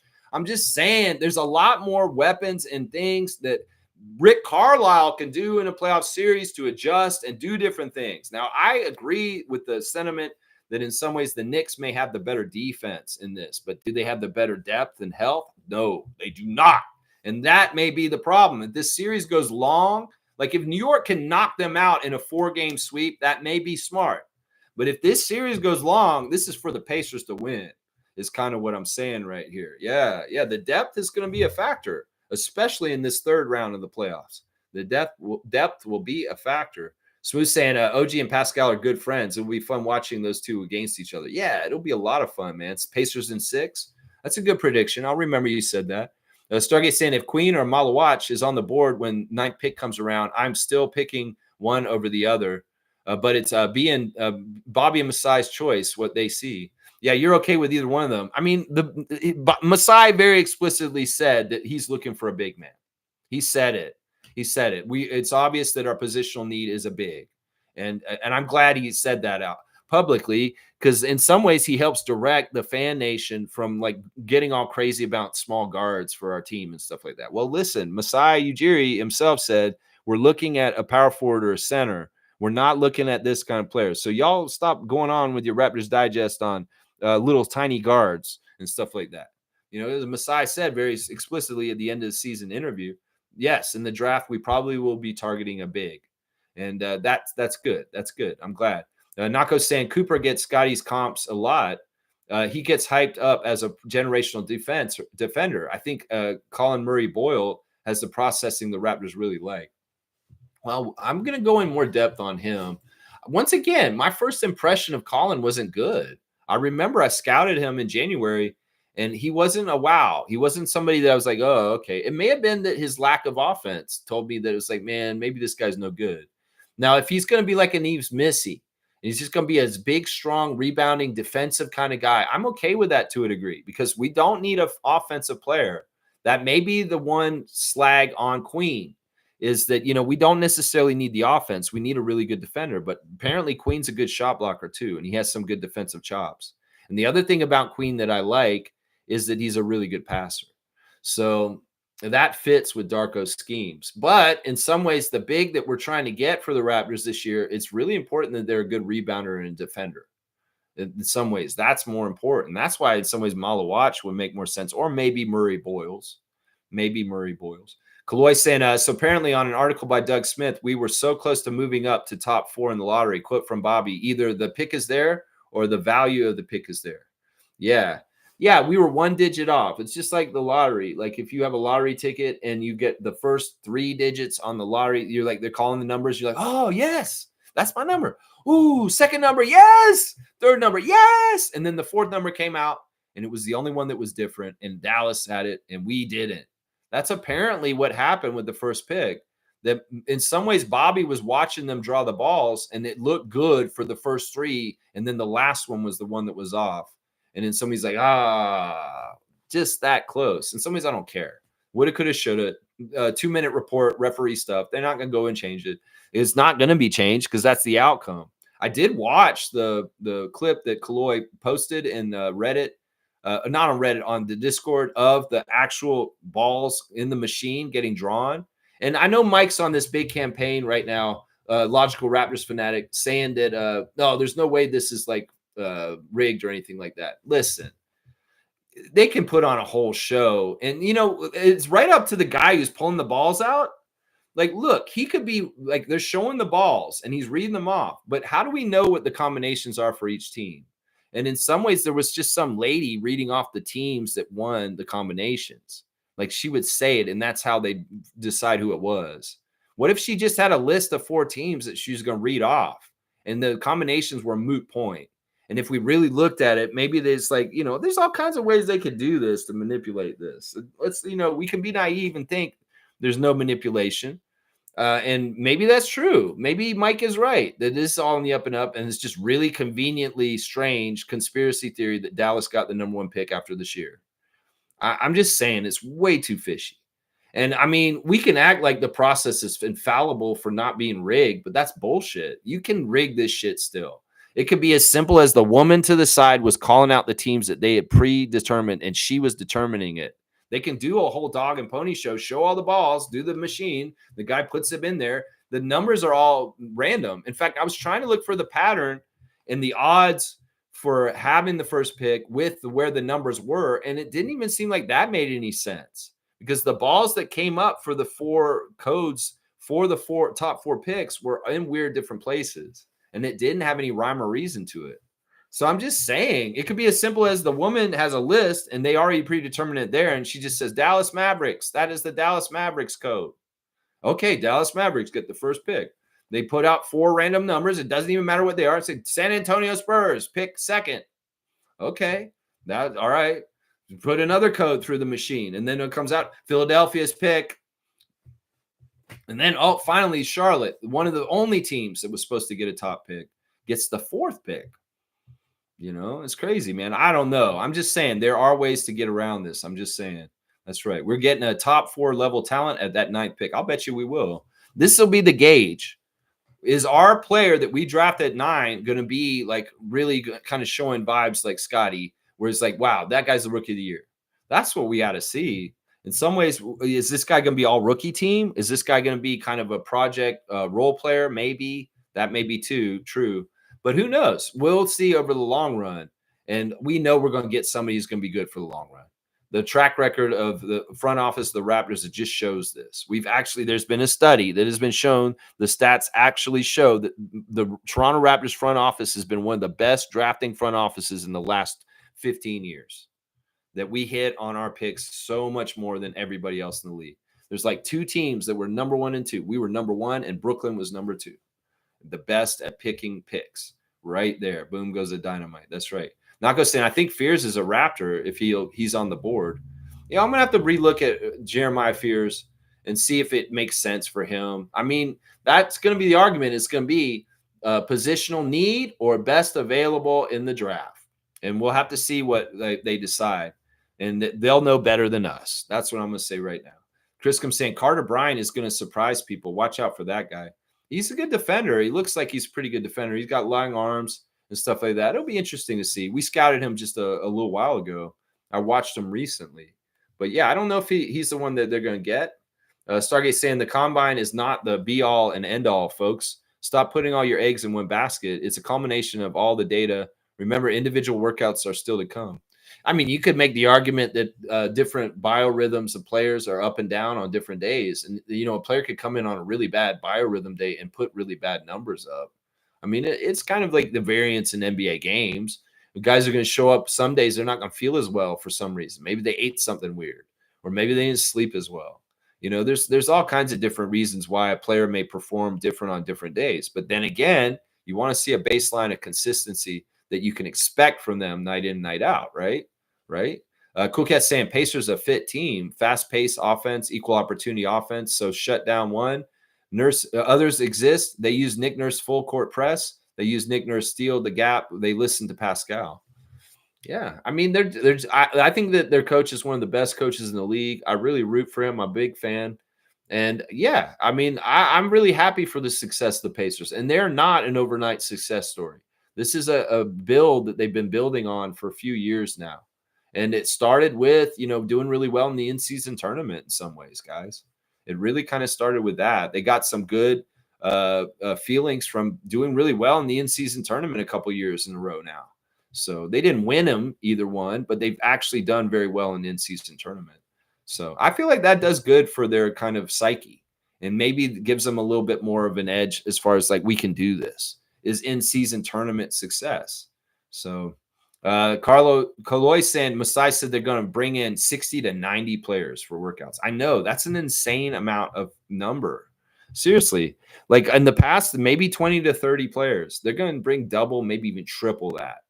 Now it's crazy. It's absolutely crazy, man.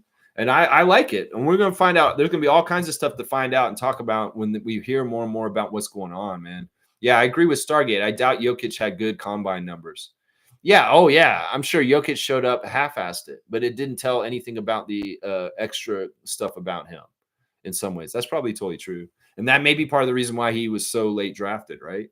Stargate saying, come on, guys, you were smarter basketball minds than this. To all of a sudden totally change your minds based on just the combine is ridiculous. Relax. Well, that's not like, don't come down on us for this. We're just going by the newest information. And honestly, this does matter. Seriously, you guys can poo-poo it and say, oh, it's just one thing and they don't matter.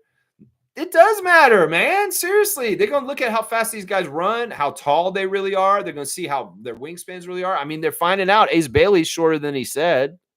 Ace Bailey's been saying he's 6'10", but he's really 6'7". This does matter, Stargate. Seriously, don't poo-poo this. In some ways, look, we're not overreacting.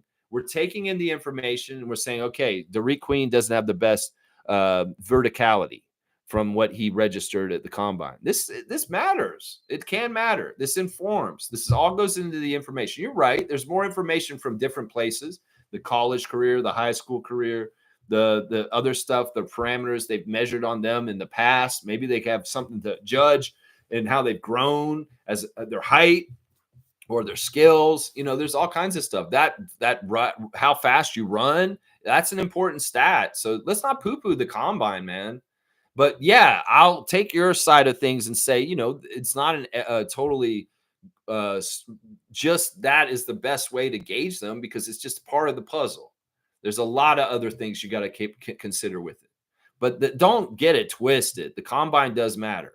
Seriously, because it is in some ways a first impression with some of the other people around the league, and they're coming to see this person for the first time. So let's see. Cool Cat saying the league is in good hands. Historic rivalry between the Knicks and Pacers, resurgence, exciting storylines. In some ways, I don't care about this kind of crap. I really don't. That's where we got in trouble with ESPN, is worrying about the storylines too much. I just want to see teams compete and the best team win. Sometimes storylines and drama and this kind of bullshit. This is exactly what I hate about ESPN. In some ways, the storylines will write themselves. You'll see the stuff like Jason getting hurt and crying. You'll see the stuff like the success of teams that shouldn't be there, like the Pacers. In some ways, that's the story in itself. The story writes itself, and in some ways, in some ways, you got to portray the broadcast in a certain way. But I feel like when you overhype the story, you're missing the real thing. Is it's a competition between two teams in athletics. And it's not necessarily about all the extra bullshit around it. It's about the two teams that take the court and what happens between the lines on the court. In some ways, I don't know. I mean, I think in some ways, the way you're writing this is part of the thing that I hate about the NBA in the last 10 years, as far as ESPN's storyline writing. I hope ESPN just sticks to the script that it is what happens in between the lines on the court. That's what I want right there. Nako saying Jokic was one of the most underscouted. Yeah, because he was a big fat guy from Serbia. Fierzy's here. Good morning, fam, and happy Wednesday. So happy the Pacers won. There you go. Yeah, we're happy here today. We're celebrating the Cavaliers' demise. It's awesome. One more to go for OKC. That's right. Dap to you, MJ. Bat. Stargate saying, yes, Jokic and Giannis were horrible in their combines. You guys need to show your basketball acumen and stop with the rash decisions based on things. Stargate, you got to stop being so combative and attacking. Seriously, man. You attack personally too much to specific people because I'm taking offense by what you're saying right now. Seriously, man. Don't start being all high and mighty about basketball acumen and shit like that. I'm not trying to do that to people on here and humiliate people or put people down and say they don't know what they're talking about. Don't do that energy here. Save that energy for other places. I know you're not on X anymore, but this is the RFF, man. We're family here. And we're not here to insult each other and try and be higher or holier than thou. And that's the energy you're bringing with this. The combine is valid. And we're not saying it's the end all be all. So don't put words in our mouth. Allow us to react to the combine. It's perfectly logistically supposed to be happening right now. It just happened. So don't put us down and say our basketball acumen's down just because we're talking about the combine, bro. Seriously, man. You got to watch that energy. I've seen it too much. Sometimes you go at certain people in this chat too much. I don't mind discussion and not being on the same page. I think that the thing that's going on with you and Mike right now is very fascinating. I think that it's healthy, and I think that it's you both have good valid points, but you're too insulting is what I'm putting in. I'm saying you got to stop making it so personal. You need to just stick to arguing your argument and stop putting people down is what I'm saying, Stargate. I love you, man, and I value you immensely, but you are getting a little bit too insulting towards our own RFF people. And I want you to look at us as a family and stop kind of putting people down. Is kind of what I'm saying. G's saying they're telling people they were one number off, so they show that they're not rigging. I think that it's true though, because like in some ways, if they're watching it live, Bobby probably was watching it just like somebody would watch the lottery and be like, "Oh, we're so close," and then the letdown. I don't know. In some ways, it's like it doesn't matter. I kind of wish they hadn't even told us this little detail because it really doesn't matter. It doesn't change anything. And in some ways, some fans will be even more mad. I guess some of the fans out there, they're just kind of like, oh, this and this and this about things. They're gonna get more in consternation just because they know they were just one number away. It's stupid. It's like, let's move on. In fact, I was gonna make that the subject for today's stream, the fact that we were one number off getting the number one pick. But I was like, you know what? That's the past, Lex. Let's move on. Let's be like DeMar and live in the moment. And we don't have to relive the draft lottery. It's already happened. We know the outcome, and there's no reason to go on and on about what happened. We just pick up where we are now, and we make the best of where we're at. And that's the 9th pick, which is a great, fantastic place to be in this year's draft. That's right. Bryce is saying Colin averaged 17 points, 8 rebounds, and 2 assists, shooting 59% from the field. He can score. He's just not a great scorer. I definitely lean more towards Common, Derek, and Carter. CMB is just shockingly like Scotty. That's interesting. Like, I mean, I guess that's kind of attractive, but then again, if we're getting somebody who's kind of a clone of Scotty, isn't that kind of like what we were trying to do a couple of years ago and it didn't work? I think the variance in different styles of play is more important on this team at this point. Before, when we had OG Scotty and a whole bunch of long arm monsters, we were all looking very similar with skill set, and things weren't exactly right with roles on our team. So I would worry if Murray Boyles is too much like Scotty. As much as it sounds great to have two Scotties on our team, is maybe we want a more diversified kind of player that's different in certain ways. And that's why I would say Malawatch would be different than anybody on our team right now. It's just true. So, I mean, I don't know. I want to look at Murray Boyles a little bit more because it does seem like a lot of mock drafts are picking him for us right now. There's a lot of mock drafts that are picking him to the Raptors now after knowing that we're ninth. Cool Cat saying we need tall, athletic two-way players this season to make the jump. 7-foot athletic two-way center, tall athletic two-way 3-and-D player. So we have a short point guard and athletic length everywhere is fine with me. Yeah, I'd rather have, like, when we were doing positionless basketball and the long arm monsters, I'd much rather have a traditional point guard at this point. I think that I've learned from trying Scotty at point guard and doing, weird things with our point guard with bigger players playing point. It works sometimes, but it's not a look that I want to see on all the time. I'd much rather have Emmanuel or Jamal Shed running things as a traditional point. We've done a bit of RJ and Scotty running the point this past year, and it was fine. It's an okay look for sometimes, but I definitely don't want that to be our standard every night in, night out, like starting lineup. Scotty's the point guard. And, I just don't like that. I'd much rather have a true point guard and a true center also. And when we were playing without true centers and point guards in the years after the championship, it really hurt us on the down low in some ways with our success. We weren't playing exactly right because we didn't have a real center and we didn't have a real point guard in some ways. I mean, Fred was a combo guard, but he wasn't really a point guard like Jamal Shed. You know what I mean when we're talking about that. So Kaloy saying, I'm so over the lottery results now. Look at the Pacers.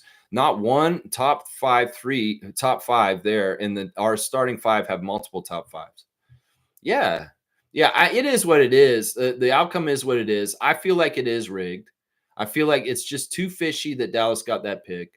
And it's also fishy the other two teams that moved up. I mean, if they had thrown in a team that's just like random, that's like, okay, the Bulls are up there, or not the Bulls, or maybe a team that's like a team that really doesn't do well and like was up there, and that I would feel like, okay, this seems less scripted and a little bit more random.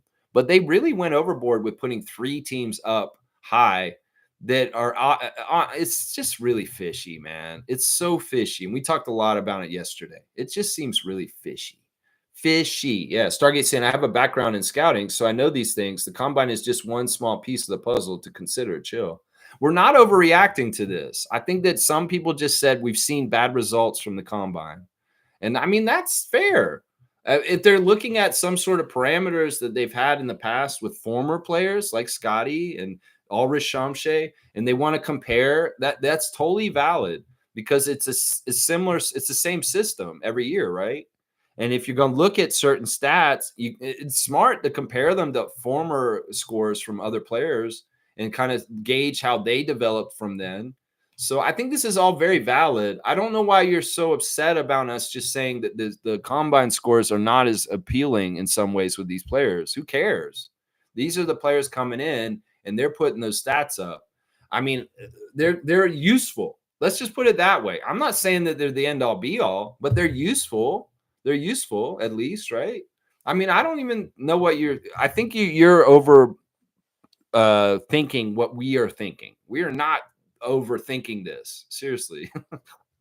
It's just information and we're processing it. That's all. Kaloy saying it's all about let me see. Where is it here? Where's Kaloy?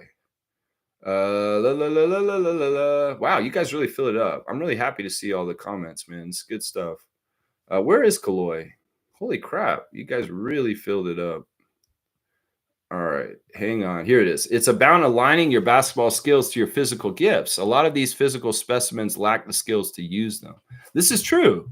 And that's why development and guidance, like what we do here in Toronto, is so important. You could have all the physical talent in the world, and it doesn't go anywhere because you go to a team that does not know how to use you or teach you, and you fail, and you do not go somewhere. That's why, in some ways, every young player coming into the league right now should very much want to be a Raptor. Because seriously, there's maybe 5 teams in the league that you're a sure bet you'll get good development from. The rest of the league is a crapshoot. You may not get good development, and you may hurt your career just by going to a place like New Orleans or LA, the Lakers. Seriously. And if I was a young player, I would be thinking about that as far as like, you know what, if I go to a team that has good development, I'm going to have a better career. And some of these players are going to be like, I just want to play for the Lakers without even thinking about the implications of if you go to the Lakers, your development will be stymied and you won't be as good of a player in the NBA, and you probably won't earn as much money over your NBA career. So it's weird. Some players may not care about that. They may not even be aware of that in some ways. They'd be like, I don't care about development. I just want to play for the Lakers. Well, that's what I'm saying. You don't want those knuckleheads on your team because they're not coming to the league for the right reason. That's right. Let's start saying the combine is just a very small gauge. Well, it's the one we're doing right now. So it's a topic that we're going to discuss. That's what I'll say to that. G saying Giannis and Joker didn't participate in the combine. I read their draft report and they weren't amazing. I never go by reports, but combine is something I look at, although not the end all be all. I mean, to me, it's at least a measure of their wingspan and their actual height. And that's useful. I mean, it's useful to get like their verticality too. It's useful to get their 100-yard dash, stuff like that. I mean, once again, also they're getting it's a little bit of pressure. They have a lot of eyes on them. Let's see how they deal with that pressure of being scrutinized by a lot of different people. And if they have a weird result at the combine, that may be indicative of they're not ready for the bright lights of the NBA. You know, there's a lot to it, a lot more to this. We can look at this in depth in certain ways, but without overreacting. We can look at this in depth still. I mean, we should be allowed to, right? I mean, I feel like Stargate's just telling us you guys shouldn't be paying attention to the combine. It doesn't matter. It doesn't matter. Bullshit. We need to pay attention to this. This is what's happening right now. Trevor J saying we could watch it at 2:00. It's the news of the day. So let's not poo-poo it. Come on now.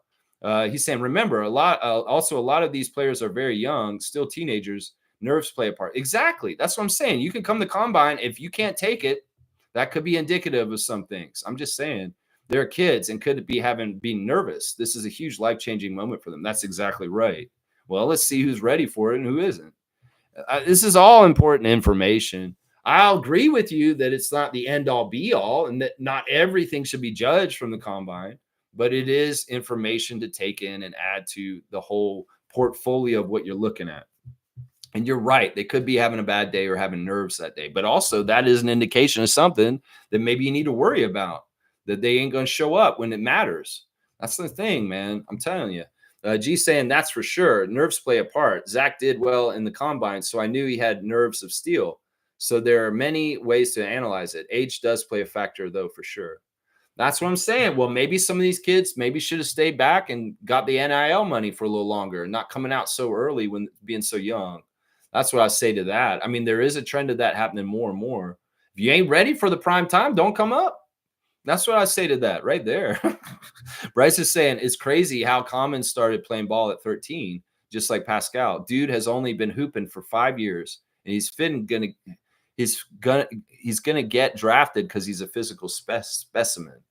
Yeah, he's gonna be drafted, and we'll see if we draft him. We'll have to see. Yeah, the fact that he hasn't played very many years, much like Shamshay, it means he's a project. And you can watch Common and kind of tell that. You can kind of tell that he's a project. He's going to be a project. In some ways, he'll be able to help right away, better than Koloko even, because he has more size to him. And in some ways, think about Koloko in his rookie year for the Raptors and the contributions he was making. I think he'll make more than Koloko if we do draft him to our team. Of course, he'll be a first rounder, a lottery pick, and Koloko was a second rounder. But also the fact that Malawach has weight on him already in strength, that is a really good thing. It's coming in right away. But he won't be counted on for offense. Not at all. He'll only be coming in there to rebound and block shots. And maybe he'll get a little hook shot here and there once in a while, or rebound putback, stuff like that. Let's see. Stargate saying, yes, G. My bad. You are correct. It was the draft scouting reports for those two players I saw, and not the combine metrics. You are correct. They're were very underwhelming still. Look at them now. I'm just going by what you guys people have been saying. Like Kareem came into the Discord server yesterday, and he's going on about how everybody's not looking good at the combine. Like all the top guys, their numbers are kind of underwhelming. And I think that I've been hearing that in other places too from other people, kind of like looking and like, well, this isn't like exactly what we expected from some of these guys. I mean, it could be like Stargate saying there's nerves and there's they're having a bad day and stuff like that. But still, these are measures that they're taking. Maybe you get the measure of them at the combine, then we bring them up to OVO Center and we'll see if there's a difference. Maybe we do a couple of tests again here in Toronto after Chicago's combine, and we see different things from specific players that were different. You gotta test a couple times, second opinion, that kind of stuff. G saying, I think I remember reading in the report that they don't know why Giannis is called an athletic freak. I never ever go by reports. Well, who are these reports? Like, are we talking about Bleacher Report? Are we talking about The Athletic? It's also, you got to remember who's the specific source that's coming out with stuff. I think that once again, y'all are picking two of the most weirdest choices, like Giannis and Joker, for like gauging coming into the league. And in some ways, it's like those guys aren't stereotypical. Those guys are not normal players. They are really not normal players. And in some ways, they came from nowhere. So people being wrong about them, I mean, that's easy to see, considering that they came from nowhere and they're really not normal. Like you can't look at Giannis and Joker's story with the draft and the combine and say this is a normal thing that happens all the time. Those are very uncommon. What happened with those two guys right there? Yeah. Stargate saying, what was Pascal's metrics on the combine? I have no idea. I wish I could go back and look at all this kind of stuff. I'd have a field day, man, if I could have a data depository of all the combine scores from the history of the NBA and just go crazy and just go go back and look at Michael Jordan. That would be fun if I knew where that data bank was, where I could find all that. That would be cool, man. That would be cool, man. Yeah. Let's see. G saying, I know I agree with you, but I also give a little extra for those that handle their nerves well in the combine. That's just me. I'm not saying it's the end all be all. Yeah. Yeah. G, some individuals handle nerves better than others, but you can't say nerves are not a factor at all. They're exactly a factor. I mean, seriously, this is a combine. This is not that hard. You're not competing. There's not a result that is a team result and it's on the spotlight and everybody's put on TV. If you can't handle that, you're in trouble. Because the NBA is not easy. It's full of pressure. It's full of publicity. There's bright lights, and there's the fans that are going to be loud, saying all kinds of crazy stuff. You can't handle a combine, man. That's not a good indication for your career. I'm going to say that right now. Melvin saying, don't forget, Carmelo will be there too with Vince. I'm glad they picked Melo for NBA on NBC. His podcast is amazing, and Vince said he looks forward to joining him in NBC. Yeah, I'm a hater. I'm going to hate on that. I'm sorry. I'm not a Melo fan. You guys can be happy New York Knicks fans, but I'm not. I don't care. He's somebody that I don't really listen to. I don't care. I'm Carmelo. I'm telling you, I have little respect for him. In some ways, you know what I have respect for? Carmelo as an Olympian. Carmelo Anthony as a team player for USA is fantastic, but an NBA player, I don't have a respect for him. I'm sorry. I just don't. I have it for him for international play, and that's it. G saying, I just looked it up. Apparently, they showcased his impressive physical attributes and showed he had potential as a versatile forward. Also, just saw Malawatch exceptional size and strength. Length makes him imposing. Okay, you're talking about a Commons scouting report on there? Stargate saying, gee, I never said the combine is not something to look at. Don't misquote me. I said it's just one piece of the puzzle, but not the definitive decision maker like some folks here are already doing. Nobody is doing that, Stargate. Nobody is already making definitive decisions just from the combine. You are misquoting us. And once again, you're attacking people. And I'm telling you, stop doing this. You can have your opinions, have your convenience, but don't come at people. Seriously. We got to allow people to have their opinions, and we can do that in a way that works in some ways. I'm just saying, man. G saying in reference to Pascal, the first part. Okay, so you looked up Pascal's combine. How do you know where to look, man? I want to know. Now reading more on comment, it's saying significant potential as a rim protector. Yeah, you can see that with the wingspan, and he has really good timing too. He has really good timing, like good sense of when to jump and block people. He knows when to wait too. That's the good thing. Common is not one of these guys that will jump like quick on his feet. He'll wait, and if he sees a pump fake, and then he'll jump. So I'm good. I like that about him. Cool Cat saying, beautiful, inspiring quote from DeMar DeRozan. His growth from rookie to man is awe-inspiring.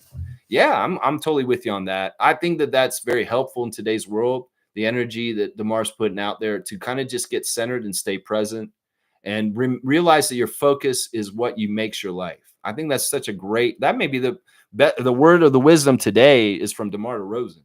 That's right. The big words right there. Stargate saying people are already completely dismissing Common and Queen solely based on these combined metrics. That's completely premature. Now all of a sudden they want Boyles now. Come on. I don't think that's what it is, man. I think that what it is all right. If you're going and looking at other spaces like you were on X, and you're getting us confused with them, we're not those people that you're seeing in the common spaces. Okay, so don't put that on us. Seriously, we are who we are. You know who we are. You see us every day. So I don't understand why you're saying I have not dismissed Common. I have not dismissed Queen. I'm not. I'm doing Thursday think tanks on them and talking about drafting them.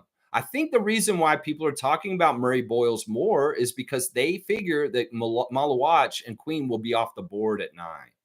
So forgive people for looking at what the possibility is at the time, just in case those two guys are off the board when we draft. Does that make sense? Now, if you're listening to immature people, immature prattle, as you say, that don't confuse it with us. Seriously.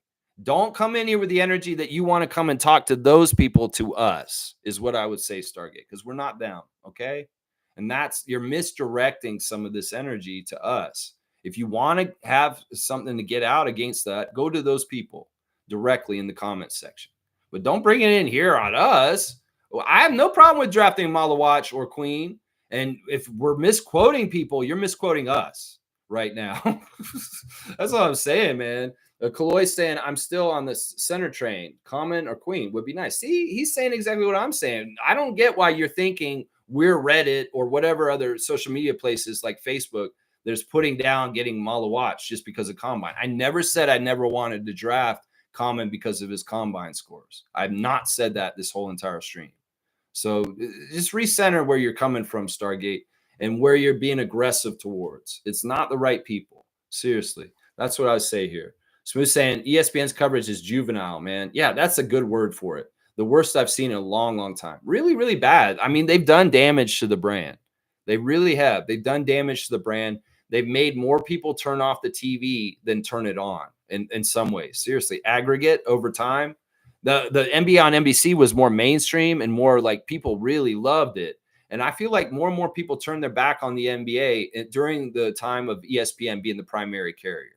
I think that's just true. Seriously.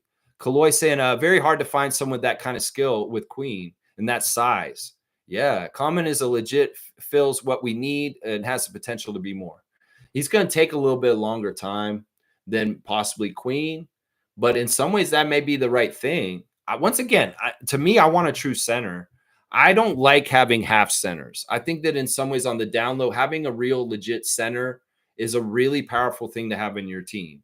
And then when you play power forwards at center, you're actually kind of cheating your team and you're getting yourself a detriment.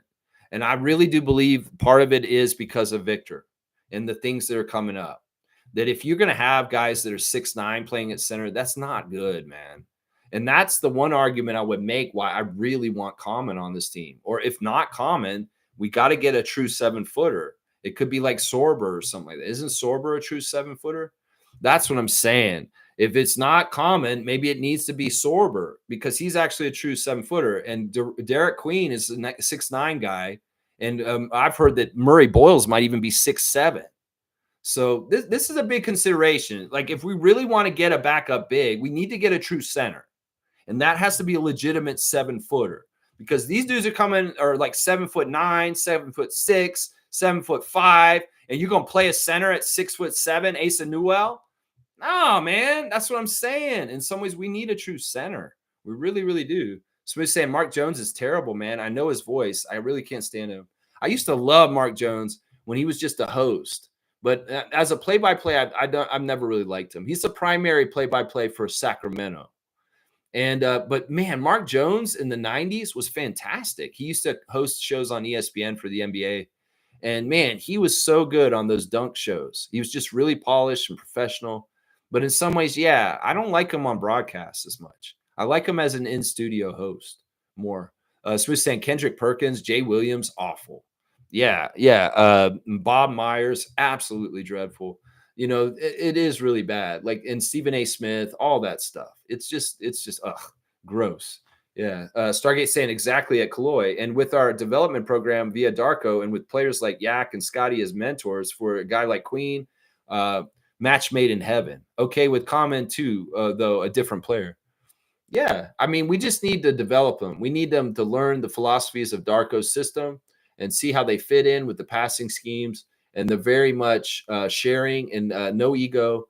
That's another part of it is we want a player that's going to come in and fit in with that. Like Brandon's coming in as a polished NBA player who's just been hurt, and he has no ego and he's ready to be a team player. And everybody's worried about Brandon Ingram being too selfish and calling for the ball and being a problem. That's not going to happen. In some ways, we need that kind of mentality from the young player coming in too, that they fit the bigger puzzle and they're not coming in with their own ego schemes of what they want to do with their NBA career. That's important right there. That is important. And Stargate saying Common does fill a need for sure. He's 7'2". You can't teach that. That is the most important point. In some ways, I would say there, I completely 100% agree with you on that. For Common's height is just so attractive and the wingspan with it. That's right. That's right. Reggie's saying, shame on me for thinking the Cavs turned the corner, man. I mean, it's easy to see that. I mean, we could think about the first game of the season, the way they played us. They beat our ass right from the start, and then they went crazy the whole entire year. They won like their first 15 games of the season or something like that. And I mean, there's a real good reason to think this. I mean, forgive you? No. I shame on you? No. Everybody thought this. I thought that the Cavs could maybe win the championship, but they were found out that they were a regular season team, not a playoff team. That's right. Melvin's saying with it, and they know the legacy his father had with NBA on NBC and WWF. With it, and who are you talking about? The legacy his father had on NBA and on NBC and WWF. With it, who are you talking about? You got to give me the name. Are you talking about Fagan? Who are you talking about? You got to use proper words because I'm going to forget who you're talking about. Blackhawks saying no one one player wins you championships. It's a combination of players that wins championships. Donovan needed his team to step up. Kawhi, phenomenal player, but he's out. It's team depth matters. Yeah. Yeah. In some ways, Cleveland really relying on their main four guys, but in some ways, because there's four of them, they could have one out and they could do all right. I wonder if on the down low it hurt them that they tried to force Garland to play when he wasn't 100%. You got to wonder that, seriously. Like maybe they would have been better off not trying to play Garland, not 100%, and that he hurt them partly because he played hurt. And maybe they should have just been like, you know what, you shouldn't even play. We might be better off with you just sitting for a while. And maybe if you can rest up, you might be ready for the next round. But they had to rush him back. And that, I mean, I might point to that on the Cavs is like maybe Garland should not have been out there so soon and doing what he was doing. That might hurt right there. That might have hurt them right there. Smith saying 64-18 and you lose in the second round. Unacceptable. Well, this is a team profile that we've seen many times. Great regular season team, not built for the playoffs. Yeah, we were that team for a while in Toronto in the 2010s. Huge wins in the regular season, winning all over the place, and then bounce in the first round. You know, it's that kind of thing, man. Sometimes it's like you can build your team to win and have success in the regular season to get a good seed. But if you didn't build your team to last the tests of the playoffs, well, you ain't going to win a championship. And that's the lesson here. That's the lesson here. Stargate saying the Cavs overachieved this season. I'll agree with that. I will only consider them legit if they do the same thing next season and learn from their playoff failures. Yeah, that's the thing. They're in a place where they could take a step back and be worse next year. Somehow, some way. Seriously. It may depend on their free agency this summer. If they lose any key pieces this summer, maybe they make a bad mistake and they add a player that absolutely does not help them and kind of hurts them in the chemistry way. There's all kinds of ways the Cavs can screw this up this summer. They could overreact to their failure this summer just like the Bucks did a few years ago, and absolutely messed their team up even worse. Like firing Coach Budenholzer or doing other crazy, stupid shit and overreaction. So we'll have to see how the Cavs overreact this summer, or whether they make a misstep and all of a sudden their team isn't as good as they were this year, because in some ways they screwed themselves up and they didn't even realize it. That's right. Yeah, good comment here. I love it, man. Kaloy saying watching OKC in Denver is interesting. You have the most dominant force in Joker, but SGA has better teammates. OKC is proving that elite depth is much needed in the playoffs. I think that's a common thread in these series, is the teams that are deeper are going to get further. And that's why New York's in trouble. New York is in trouble in the next round. That depth of Indiana will be able to take care of them. I'm going to get with you guys on this. The Pacers will take care of the Knicks in the Eastern Conference Finals. And yeah, I think this is true. Denver has a less deep team. Thunder have a deeper team. If they prevail, we can honestly point a finger to that. Seriously, I think we could. Neil's saying someone has to lose. If it was the Pacers, then it would be unacceptable. Well, the game will always have winners and losers. Only one team can move on. That's right. And I'm glad the Pacers won last night, beating the Cavs, putting them out. As in some ways, this is exciting. It's exciting for Siakam. It's exciting for Raptors fans. So yeah, it's going to be fun. Somebody always going to lose. There's only going to be one team that wins the championship, and 29 teams will be disappointed. And that's part of it. Yeah. Stargate saying Jason Tatum will not play before December with that type of injury. Yeah, that's going to hamper their year next year. But like you and I said, they could be better off for it for a little while. They could be better off for it. Seriously. Reggie saying Carmelo Anthony, he gets love because of his hip-hop look and Syracuse guy. That's all. DeMar DeRozan is better than Carmelo. I'm agree with this. I am going to agree with this for sure. Yeah, I don't know. In some ways, I feel like, once again, Carmelo is one of these guys that got a lot of hype throughout his years in the league, partly because he was just a friendly, popular guy among players. But I feel like in some ways, he's the kind of player like Dame Lillard to me. He's a guy who never won anything. He's got a lot of scoring, but really didn't have a lot of success in his career as a team player. He had success as an individual. He had a lot of scoring for himself. But that's selfish to me. In some ways, he's a throwback to a player like Rolando Blackman, who was playing for the Mavericks and was at the draft lottery on Monday. A guy who scores a lot of points but never won anything. And in some ways, he should be remembered like Rolando Blackman to me. That's what I'm saying. Or Alex English. Alex English is a very good comparison to Carmelo Anthony. Why do people not talk about Alex English more? Why not? Because in some ways, Alex English is just as accomplished as Carmelo Anthony to me. So it's like, if you're going to talk about Carmelo Anthony and put so much special emphasis on him, you better put it on people like Alex English or Rolando Blackman or Damian Lillard, because they're the same type of players that had individual success, scored a lot of points, but never won jack shit. That's it right there. So yeah, I think you're right. He's popular because of his hip hop look and Syracuse guy. And in some ways, he was a style guy or somebody who fit things. Allen Iverson did certain things with style in the NBA, and Carmelo kind of carried that torch afterwards. He's a player's player. In some ways, he's in the same category as Paul George to me.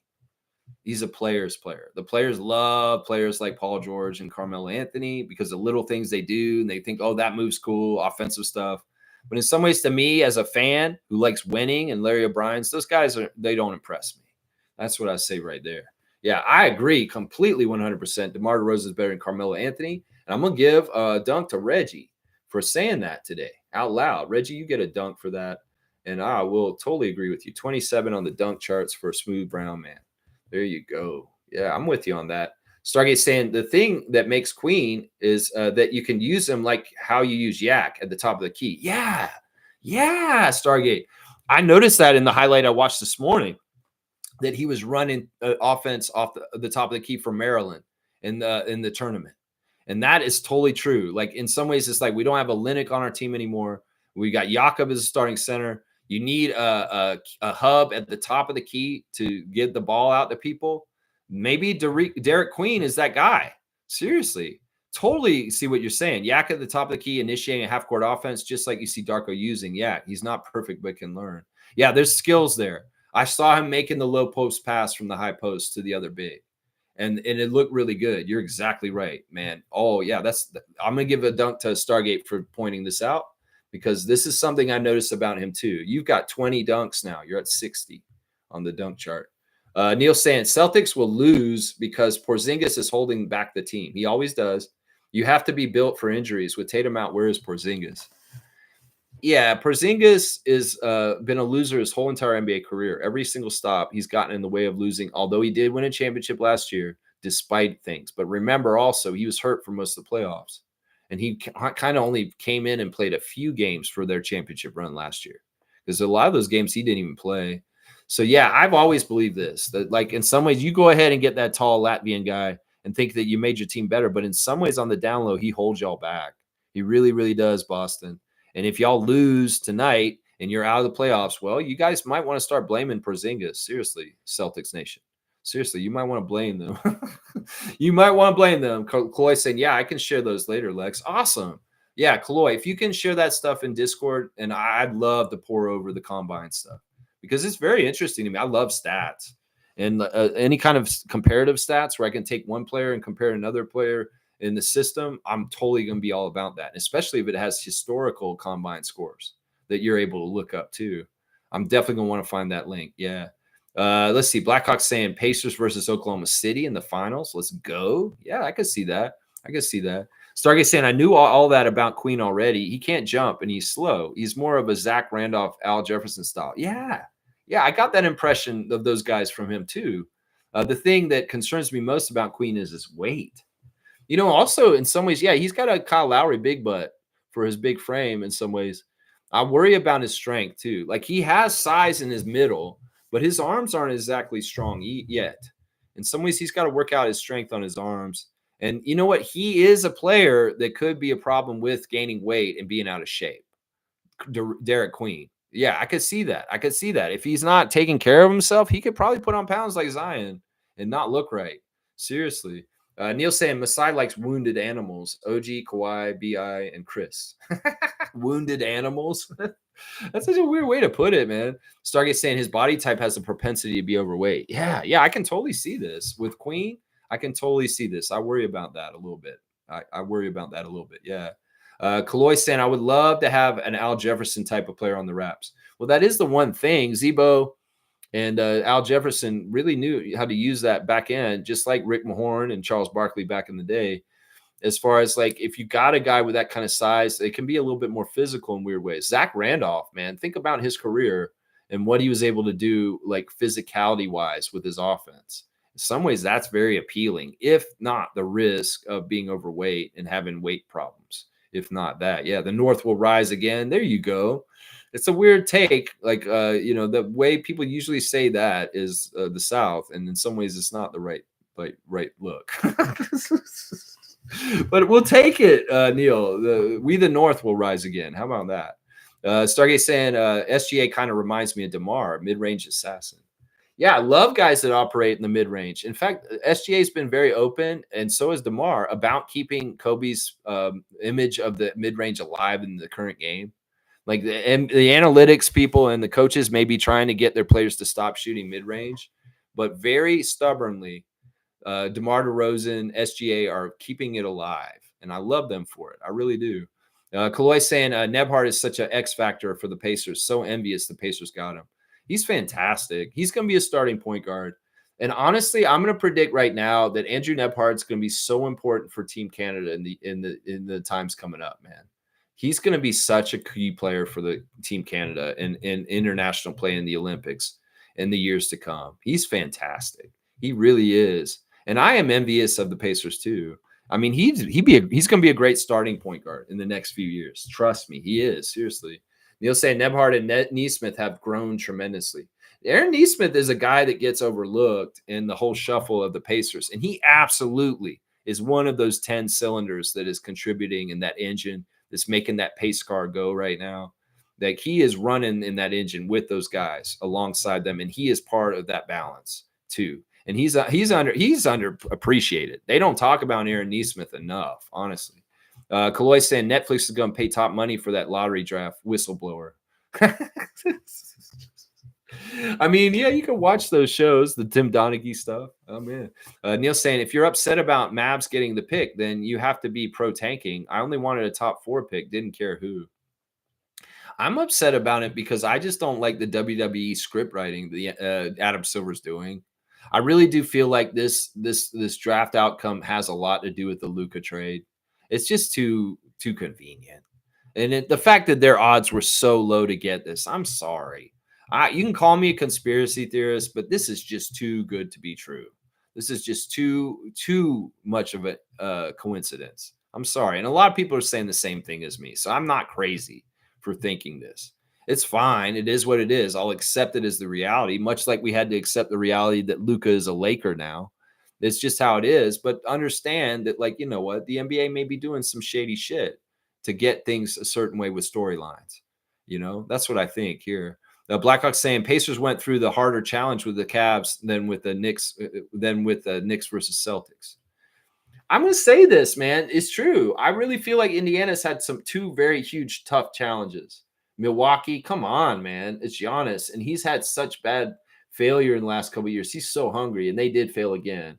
And that's not easy. And then, man, this series right now with Cleveland, that was the best team in the Eastern Conference, and they just put them out in 5 games. That is impressive. Seriously, that didn't even go to 7 games. They beat them in 5 games because Indiana took care of their shit in Cleveland and beat them both games in Cleveland right away. And now that is just really good stuff. I would say this, the Pacers have a tougher road to the championship right now than the Boston Celtics did last year with their championship. They've already gone through tougher stuff in this playoff run than the Celtics had all last year in their run right now. Seriously.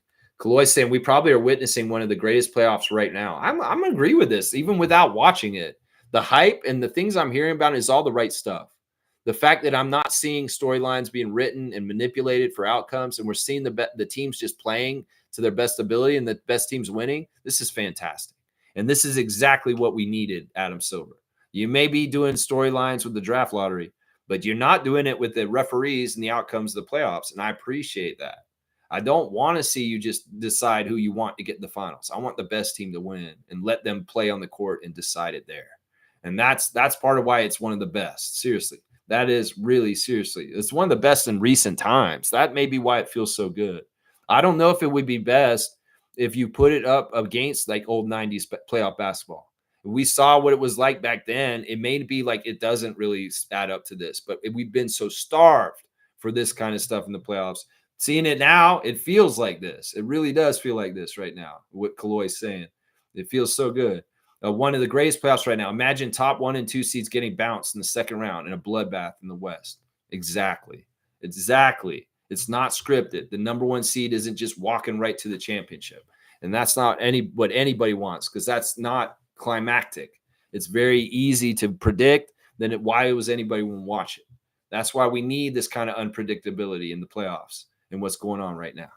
Neil saying NBA Big Board has mentioned that Harper is not a lock for the second based upon combine. That's what I'm saying, man. I think those Rutgers guys were overhyped this whole entire year. I think in some ways it's partly because they were on Rutgers. Because Rutgers has been one of these teams, just like Duke, that gets overly looked at and hyped. In some ways, Rutgers didn't even get the postseason. I'm telling you, there's something wrong with Harper and Bailey, both of them. And they're not as good as everybody thinks they are. In some ways, they may be the red herring, the distraction. Go ahead and take them, Philly. Yeah, you're going to get your next Markelle Fultz. That's right. Seriously. That's why I'm not worried about the Sixers picking third. Because when did they ever look good even when they had top draft picks? Okafor, Ben Simmons. I mean, sure, Joel Embiid. But in some ways, he's just a long distraction that's gotten their way from getting a championship. Even if he's been the most successful out of their draft picks. So we can look at the long line of draft picks by the Sixers and understand they're going to fumble this. And it could very well be just because these Rutger guys are overhyped and they're going to pick one of them. That's what I'm saying right here. It's like, okay, if Dylan Harper's not going to be the number 2 pick, does that mean Philadelphia and Nick Nurse is going to get Dylan Harper? He's going to get to coach Ron Harper's brother, Ron Harper Jr.'s brother. Yeah, I could see that. I could see that. Let's see.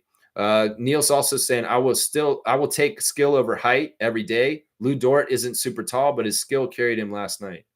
Well, it depends on the position, man. Like I would say this, that applies to Jacoby Walter. How about that? I would take his skill over his height at his position because his wingspan's longer and he has strong hands and he's defensive oriented. He gets after it. That him being a little bit shorter than the people at his position doesn't matter. And I would say that. But at center, this matters. That's what I was saying, Neil. It does matter at center because we got 7'5" guys in this league now. And that's where it matters right there. It matters at that part right there, is what I would say right there. Let's see. Kaloy saying if it wasn't rigged, then I guess the basketball gods agree with Nico that Luka is fat. That's one way of interpreting it. I'm going to give you a dunk for this. So that's pretty funny. So yeah, in some ways we live in upside down Trump world. Well, part of it is the people that are horrible villains get rewarded. And that's what's happened here. They've rewarded Nico Harrison for being the villain in Dallas. And I think in some ways they're trying to help the Dallas fans come back to the games. So you got a dunk. It's your 11th one of the year, 33 for you on the dunk charts, Kaloy. Right there. That's funny. Yeah, in this world is like, yeah, I guess he the basketball gods like him. I don't think that the basketball gods decided this. It's the lottery gods. I don't know. They may be like jerks. Randolph Phillips is here. Good to see you, Randolph. Blessings, beloved Raptor Freaks, most informative gang. Are your goals aligned with the will of the Lord for your life? Your success and happiness depends on it. Yeah, I mean, everybody has a different interpretation what the meaning of life is and what the things you're supposed to do in your life are. Some people have very selfish, narcissistic meanings to their life that is just make as much money as possible. And that's all they care about. It's such a selfish, empty meaning of life. Seriously. It's actually the most fake, false one that you could have. I just want to have as much money in the world and the most money in the world. It's the worst. You should be worried about family, love, connection, and warmth and humanity and things like that. I appreciate Randolph's words of wisdom. Blessings to the Phillips family and all the Raptor Freak families out there. That's right. Seymour saying the Celtics have 5 starters getting paid lots of money that they can't keep it up. Someone has to go, and that might be messing with the game they play, their game they play.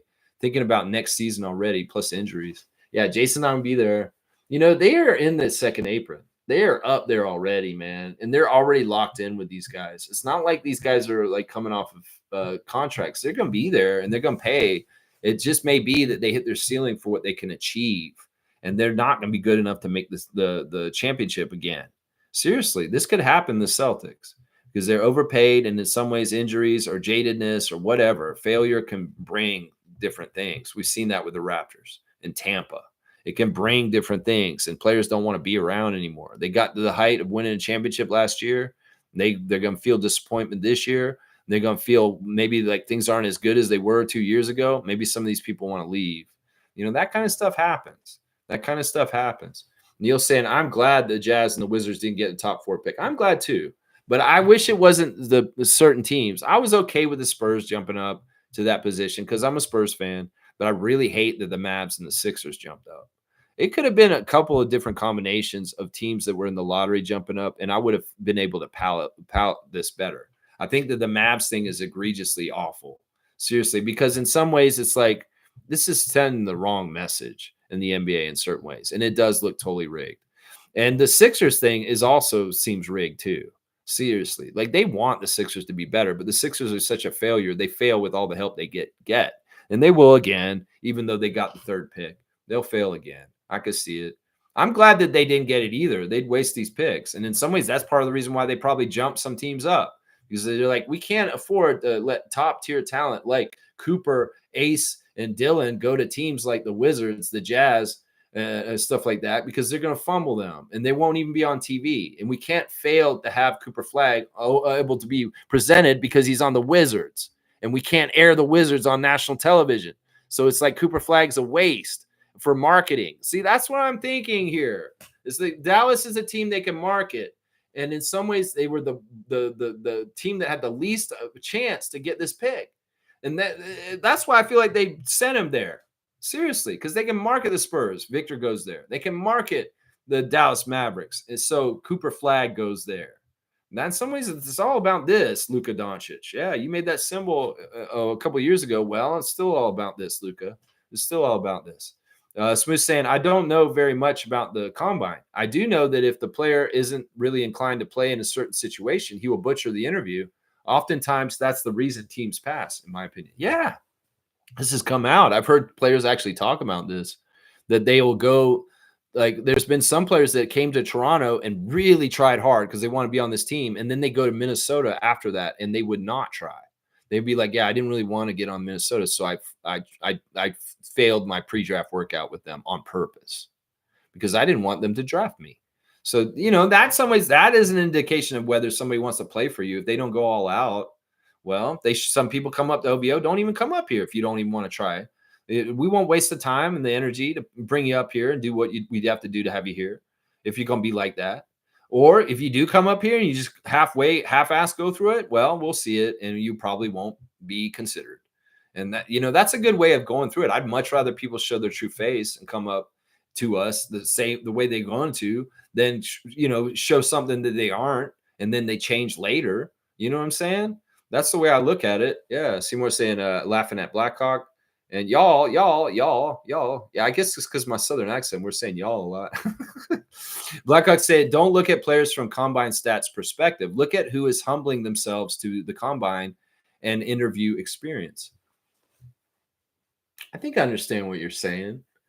I mean, it's important. These guys want to be millionaires. They want to be high in the draft picks. So coming to the combine and competing and doing as well as you can. I would think if you're coming in there to slag it and kind of like not do it well, that's not a good indication of who you are and your character, is what I would say right there. Yeah, Slug Deezy saying Draft Express has the scouting archives. Cool. That's good information. I appreciate that, Slug Deezy. Slug Deezy rising up on the trivia charts fast, really fast. I guess we're going to do 3 hours today. Lots of talk today, lots of conversation. Seymour saying combine is like a job interview. It's needed. Yeah, it's even more than a job interview. It's a job interview and a physical. So it's like you're getting your check for your body and your interpersonal skills. You know what I'm saying? Not sure how important it is, but it is needed. Well, the thing is, it's like a convention. It's like, all the teams are there and you're getting your eyes from everybody looking at you. And that's different than a pre-draft workout where you're only going to work out for one team and their facilities. So in some ways, this is like the opening and saying, here, we're here. Come look at us at the combine. Maybe some of the team's officials are looking at the stuff at the combine and whether they want to even bother asking somebody to come to their city to work out for them. Somebody could come to the combine and they'd be like, oh, this person, wow, I was really looking forward to seeing them. But man, after seeing this stuff at the combine, let's not even bother calling them to come to Chicago and work out for the Bulls. Something like that. That's why in some ways you want to put the best foot forward no matter what, man. No matter what. That's right. Job interview, so true. And a physical. And a FBI profile lie detector test.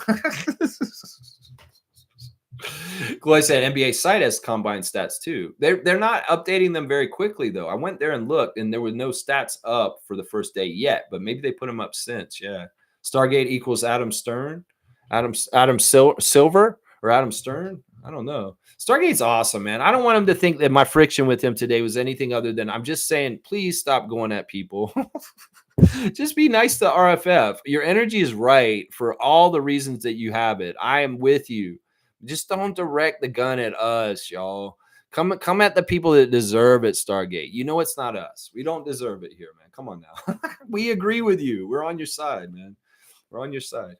It's okay if we don't agree. Let's all try and keep the peace and be respectful. That's my main point on this. Is we can stay on topic and talk about where we disagree, but we shouldn't take pot shots and insult each other.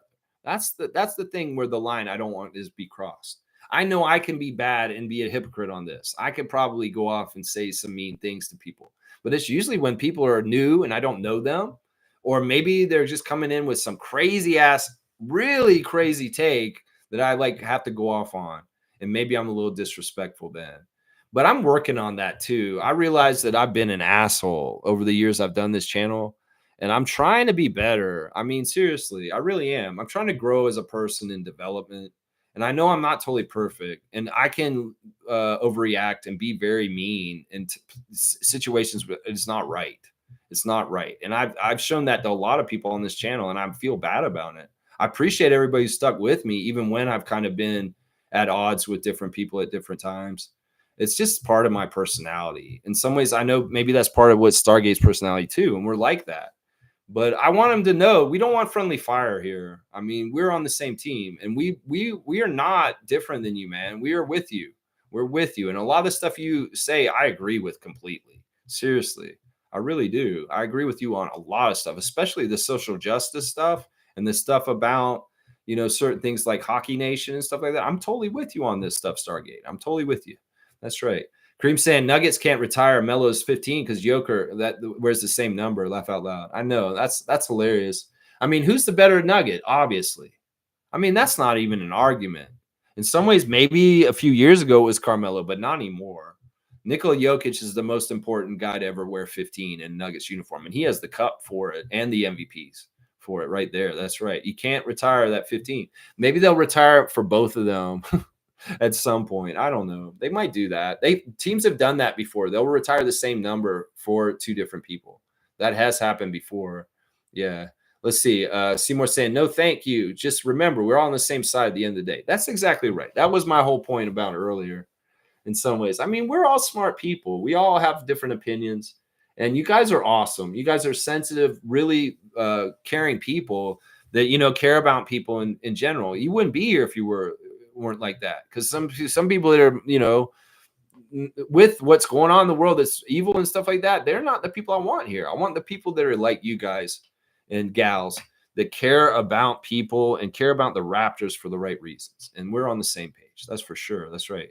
Blackhawk prefers Rasheer Fleming over Colin Murray Boyles. I don't know. I'm gonna have to look at them both again and maybe analyze them together versus each other in some ways. If we have to win now, then go with Newell or Fleming. Otherwise, give us Fears or Malawatch. Okay, so more of a project for those two guys. Yeah, I could see that. Stargate saying Slug. Yep, that's me. That's me. There you go. Thank you, sir. All right, let's see. Kareem saying we need 7-foot center if we want to take advantage of the East. Fuck all this 6'9", 6'10" bullshit. I'm scared Philly will take Malawatch and move on from Embiid. If they do that, that's a reach in some ways, because they'd be picking him at third. That may be way higher than what he should be going. So that would be a real reach if they took Malawatch at number 3. I don't know. Let them do that. In some ways, that might tell me, yeah, he's going to be a bust. They're reaching on him. I don't know. That would be weird. That's an interesting move, Kareem, that you're describing. Moving on from Embiid. Well, where's Embiid going to go? New York? I don't know. They got Cat already.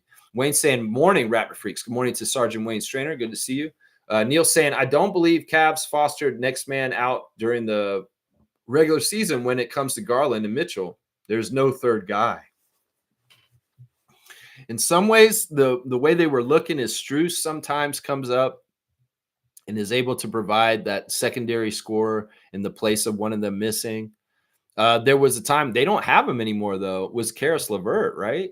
He's not on their team anymore. He got traded to the Hawks, and now it's DeAndre Hunter, who is supposed to be maybe that third scorer guy to kind of step up if Mitchell and Garland aren't carrying everything as the main primary two guys. I mean, some would say Mobley because he can get a lot of scores. It's not Jared Allen. He's not the offensive weapon. No. So who would it be? Who's the next man up in that Cavs hierarchy after Mitchell, Garland, Strus, Hunter? Those two guys? Maybe it should have been one of those two guys, I would think. Maybe. Yeah. Kaz saying Murray Boyle is 6'6.5" without shoes. See, that scares the hell out of me. I don't need no Chuck Hayes kind of shit going on here. Seriously. We don't need no Chuck Hayes center. 6'7" center. That's not appealing to me. As defensive, crazy, and rebounding, in some ways, that's undersized, even for power forward right there. That's Reggie Slater kind of stuff. Come on now, guys.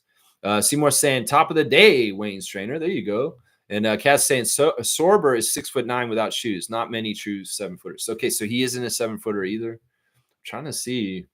Okay, well, I do kind of value a true 7-footer, so we'll have to see who might be around there. Let's see. Stargate saying we will talk on Discord, Lex. All right, cool, for sure. I want to know more about where to get these combine stats, and we can definitely have a chat any kind of way you want to, Stargate, for sure. Wayne saying, as subscribed before, Pacers are off to conference finals. Bench is crucial. OKC is playing 10-player rotation, and SGA is realizing he can't do everything. That's the difference.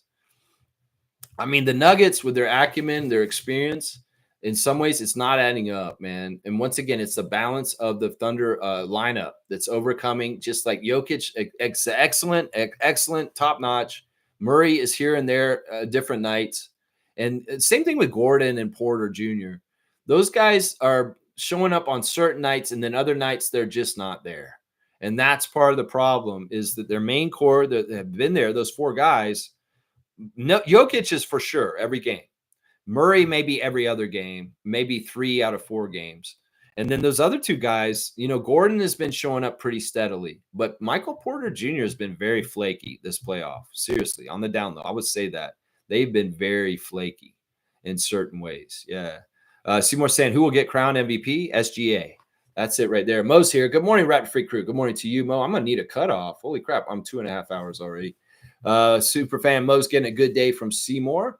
And Kaloy saying, I don't know, man. I maybe a Masai and Bobby Homer, but I like all the moves they're moving. We can't control the luck, but look at how they plan to build the bench mob. Yeah, they've got a really good nucleus. That's why most of our work is done. I really do feel like the rest of the offseason is just little finishing touches. Brandon Ingram was the main part of the work, and just the rookies class from last year. That is the big part of the work, was getting those 5 rookies we got last year and Brandon Ingram at the trade deadline. That was our offseason right there, guys. And that's where we're going to get better. Right there. Boom goes the dynamite. That's right. I think the timeline for us to be elite is when our bench mob develops. It's coming up. It's going to come. We can see it. It's promising, and we know it's coming. Yeah, Mo's saying happy congratulations to Vince Carter on getting signed to NBA on NBC. That's fantastic. Chloe saying, I'm not worried about the starting 5. Yeah, I'm not either. Even if we have somebody get hurt for a stretch of the season, knock on wood, we don't want that. We have pretty good quality guys who have experience starting coming in after them. Like, say, Brandon's out or something like that, God forbid, or any of them.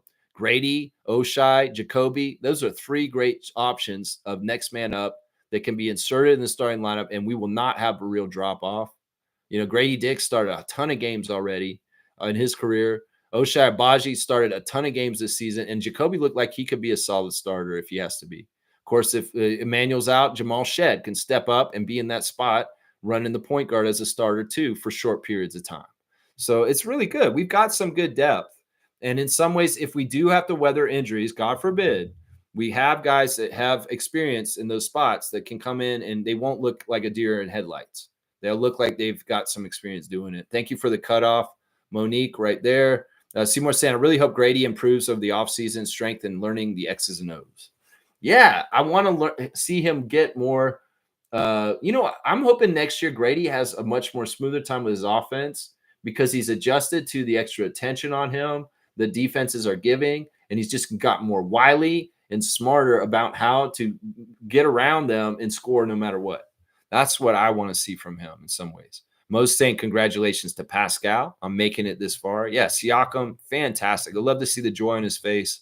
He looked depressed near the end with the Raptors. We saw him in interviews really kind of wiping his face and kind of being and now there's a lot of jubilation on Siakam's face most of the time, and that's what we want to see. Thank you for the cutoff once again, Mo. Seymour saying, only reason Rutgers gets attention is because they reside in the state of New York. Syracuse program gets bumped up for the same reason. Yeah, I can see that, but I think it's also that they've been a marquee kind of program in college basketball over the years. They've had a lot of really good top prospects come through, Ron Harper Jr. being one of them. And in some ways, yeah, I think that's probably true. They're more New Jersey, right? Really. But they're in that media market. And it may be that, yeah, you're probably right. New York has a big part of it. And Syracuse, same thing. I could see that. Neil's saying still over height matters at all positions. Remember, Bain, Alex Len, Greg Monroe, height means nothing without fundamentals. Yeah, but we're not talking about scrubs that have been in this league for a long time and tried out. We're talking about creme de la creme, top of the draft, 9th pick. And this is a different kind of thing. It's a different kind of thing. And, let's not compare these guys. Why are you even bringing up Aaron Baines in here? Come on now. If there's no reason to bring up Aaron Baines, let's not bring him up. Seriously. Durable fundamental player is needed. I like that. hey, Greg Monroe is pretty good, Big Moose, early in his career, but not later. No, he wasn't. Stargate saying Virgo's a little hot headed, but we don't mean anything personal by it. I know you don't. I know you don't. You're you're a feisty guy, and I love your attitude, man. I really do. I just want to like shield and protect the other Raptor freaks from you sometimes. Like seriously, I really do agree with you, man. You're fantastic, and I love talking to you on the Discord when we've gotten a chance to a couple times. It's just that I've seen you aggressively come at us like we're Zazu spaces, and I'm like, man, don't do that energy here. It's really good for you to do it in other places, Stargate. But we once again, friendly fire. Let's not do it. Friendly fire, friendly fire. Let's see. He said, we just have a low tolerance for nonsensical talk. Right to have an opinion doesn't just go one way. One also has the right to have an opinion on another's opinion. I agree with that too. But we also have to understand everybody has different perspectives in this world, and we're all different people. And in some ways, that's one of the things I've had to grapple with myself is being able to allow other people to be wrong, being able to allow people to be misinformed, being able to allow people to be idiots, because in some ways it's just what you got to do sometimes, Stargate. And that's why I say that. But yeah, listen, I'm trying not to be nonsensical here. I'm trying to talk sense. And I know a lot of the people here also are doing the same thing. So either way, we love you, man. It's not anything. It's just I don't want you like calling people out. You know what my message is here. And you're not in trouble or anything. I love you, man. You're good, man. Kaloy saying, Lex, I can't find any real-time 2025 combine stats. I go by draft expert tweets. Okay. So there was a site on NBA.com that has them all listed, but it's not filled in yet, is what I saw yesterday. So maybe they'll fill it in soon. Seymour saying, I was supposed to go to Fairleigh Dickinson University in New Jersey, Lex. Streets got me first, though, shaking my head. Stay in school, kids. Well, I mean, your path is your path. That's what I'm saying. You know, in some ways, you what happens, decisions being made. Sometimes it diverts you in some ways. And his message is stay in school, kids. There you go. I like that. All right, let me get some of these tabs over and done with real quick. We did the ref report. All right, guys, straight goods on Canadian goods. Today, we're doing a franchise here in Canada that came out of Sunderland, Ontario, and it's Wild Wing, y'all. Y'all know Wild Wing? They're actually a Canadian Wild Wing company, and they're based in, now they're in, I believe they're in Aurora is where their operations are. Or no, they're in King City now. But Wild Wing, you guys know Wild Wing. They're a chicken wing restaurant. And they usually have like a bar with TVs, and you can like go there and watch basketball games. I went to a Wild Wing to watch the Raptors beat the Sixers in the last game against the Sixers of the season when we beat them in Philadelphia. Yeah, it wasn't the best experience because they were fighting with the TV between me and the Leafs fans trying to watch the Leaf game. Or I think it wasn't even the Leaf game, it was the Blue Jays game or something like that. It was something stupid. And I was like, I just want to watch the Raptors. And like, why do you want to watch the Raptors? They're losing. I was like, I love the Raptors. I want to watch them. And it was like, you know, so, but either way, getting off topic, Wild Wing. It's Canadian wing company and restaurant. Y'all go to Wild Wing and know you're eating at a Canadian restaurant. So there you go. There's your straight goods on Canadian goods today. Let's go see what is going on with Raptors Reddit. They're celebrating Pascal winning and Cavaliers being eliminated. They're very happy about that. Spicy P has avenged us. Congrats on the back-to-back conference finals appearances. Raptors legend. Yeah, he's avenged us for LeBronto is what they're saying. And some of these sad Raptors fans on here are being stupid. They got the picture of SpongeBob and Patrick Star outside, and they're the Pacers and the Knicks dancing, and we are inside watching them from inside as Squidward. And we only ended up with the 9th pick, is what this person said. You want to make a sad, depressing story for your life, Munir, on Reddit? You go ahead and do that, because that's all you're doing right there, man. A sad, depressing thing. They got Common Malawatch on here from a skills thing, and they say he knocked down 12 of 25 threes at 48% in this conditioning shooting drill. He also went 12 of 25 on stationary catch and shoot threes. So she's shooting almost 50% on threes at the combine. Maybe he got some weird stats with some of his metrics, but it looks like he was shooting pretty good if that's what he was shooting for three-pointers at the combine yesterday. Doug Smith is saying Raptors fans should sleep well after pipe dreams of winning the draft lottery. Okay. All right. I'm sleeping well because I know Masai Ujiri's in charge. That's right. Let's see. Rich Paul is saying this. on the Giannis trade possibilities. This is Rich Paul of Clutch. You look at Toronto, who have young assets, a big market. He would be huge there. Saying that on Pat McAfee's show today. That's what Rich Paul said yesterday about Giannis coming to Toronto. Yikes. Why are you doing that, Rich Paul? You ain't got nothing to do with that, do you? You don't got nothing to do with that. Here's the number combination that they're talking about where we messed up. The number that was called for the Mavericks was 10, 14, 11, 7. We had 10, 14, 11, 4. And that was the difference. The difference was the number 7 to the number 4. And there you go. And then also, apparently, we almost had the number for the Spurs pick too. 12, 13, 11, 5. And was the number for the Spurs, the second pick. And ours was 12, 13, 11, 4. Who cares? The past is the past. There you go. Here's they're making fun of Tristan Thompson on Raptors Reddit, which is awesome. Somebody's saying here, hopefully that's the last we see of Tristan Thompson in the NBA forever. And it says, you want to go full court press with under a minute left in the game? When you get cracked by 30, this will happen to you. Lose for draft lottery and be happy, buddy boy. Yeah, you're a jerk, Tristan Thompson. And you're disowned from the city of Toronto, my guy. I think what Tristan did there was no class and disrespectful. I love when my team stands up for themselves. That's what Darko said after that ugly moment. Tristan was all upset after they lost last night. Boo-hoo, Tristan Thompson, you sorry-ass piece of shit. That's what I say right there. There you go. Let's see. All right, yeah, we're done. We're done with the Raptors Reddit. They're kind of out of pocket. I'll read one more. For those that think that this year was a wasted year for the Raptors laid a surprising amount of foundation, rotation pieces. They got a number 1 scoring option in Ingram. Dick and Abaji took leaps compared to last year. And the draft gave us a backup point guard, a rotation wing with signs of defense and scoring in Jacoby. And not to mention a great three-point shooter and a swing for the fences, Shamshay, an intriguing project with Mobo and free agents. Lots of chances to evaluate fringe players. So, yeah, I don't get it. Y'all can look at the dark side of things and think everything's so horrible.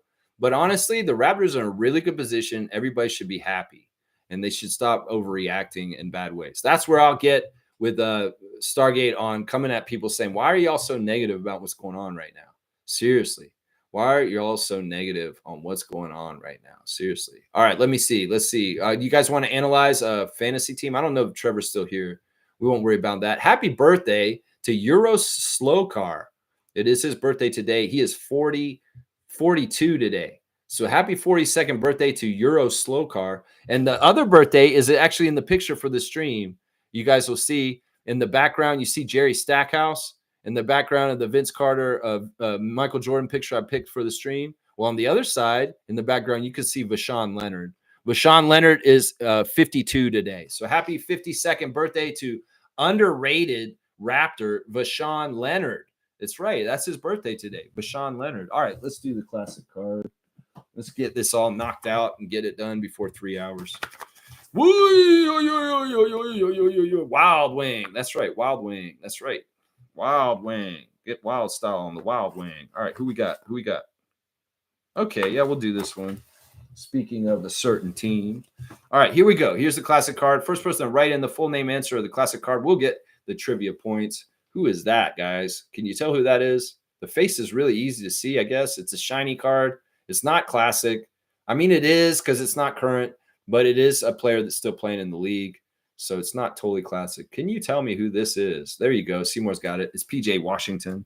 Technically, PJ Washington Jr., but that's all right. PJ Washington of the Charlotte Hornets at that time. Of course, he's on the Dallas Mavericks now. That team that is so lucky. So lucky. I'm going to give 100 points to Seymour Pape for the classic card today, which is PJ Washington, the guy who fought Justin Champagny. They got in a fight. Remember that?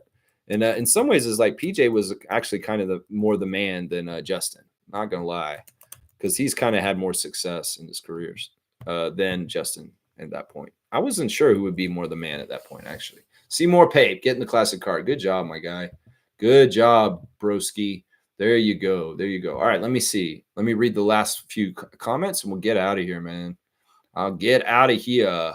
Blackhawk saying, no, it ain't. A big man that is not fully baked is useless regardless of their height. Edie got exposed. Yes, he is a rookie, but without the skill, your physical attributes will be neutralized.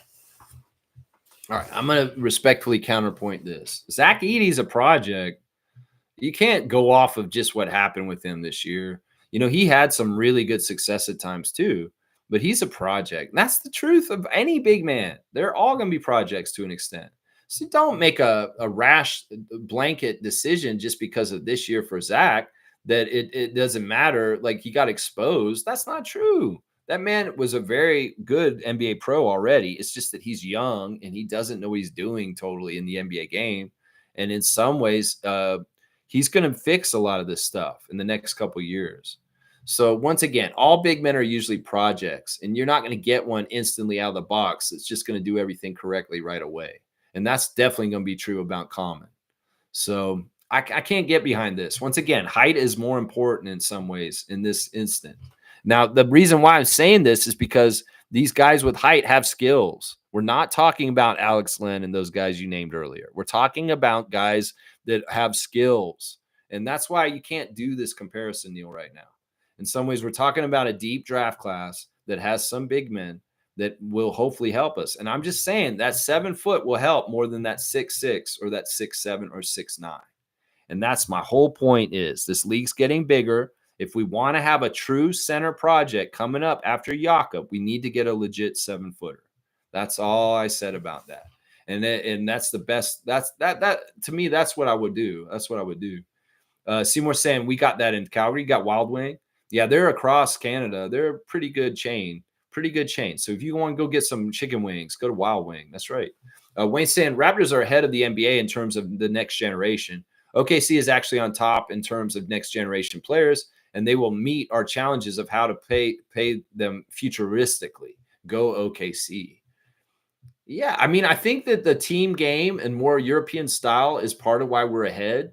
That Darko's schemes and the way he's looking at it, as the front office said, is sustainable for the way the trends in the NBA are looking.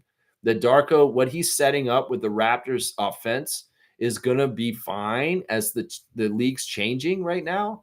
And in some ways, the identity on the defensive end of never quit, going after it, relentless energy, plays hard the whole entire game, with the very egalitarian democracy of everybody gets to shoot on offense, and the best, highest percentage shot is who should be shooting, not just designated, you are the guy, so you take over and you just score. That's all going to be really good. Both sides of the ball, the philosophies are very good.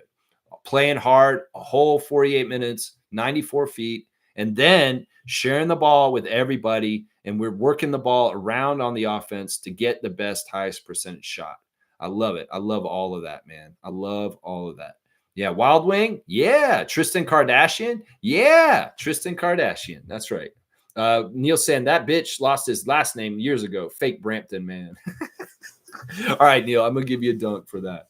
I think that anybody who wants to burn on Tristan a little bit, I'm about that. Leo, that's right. We're being hateful towards Tristan.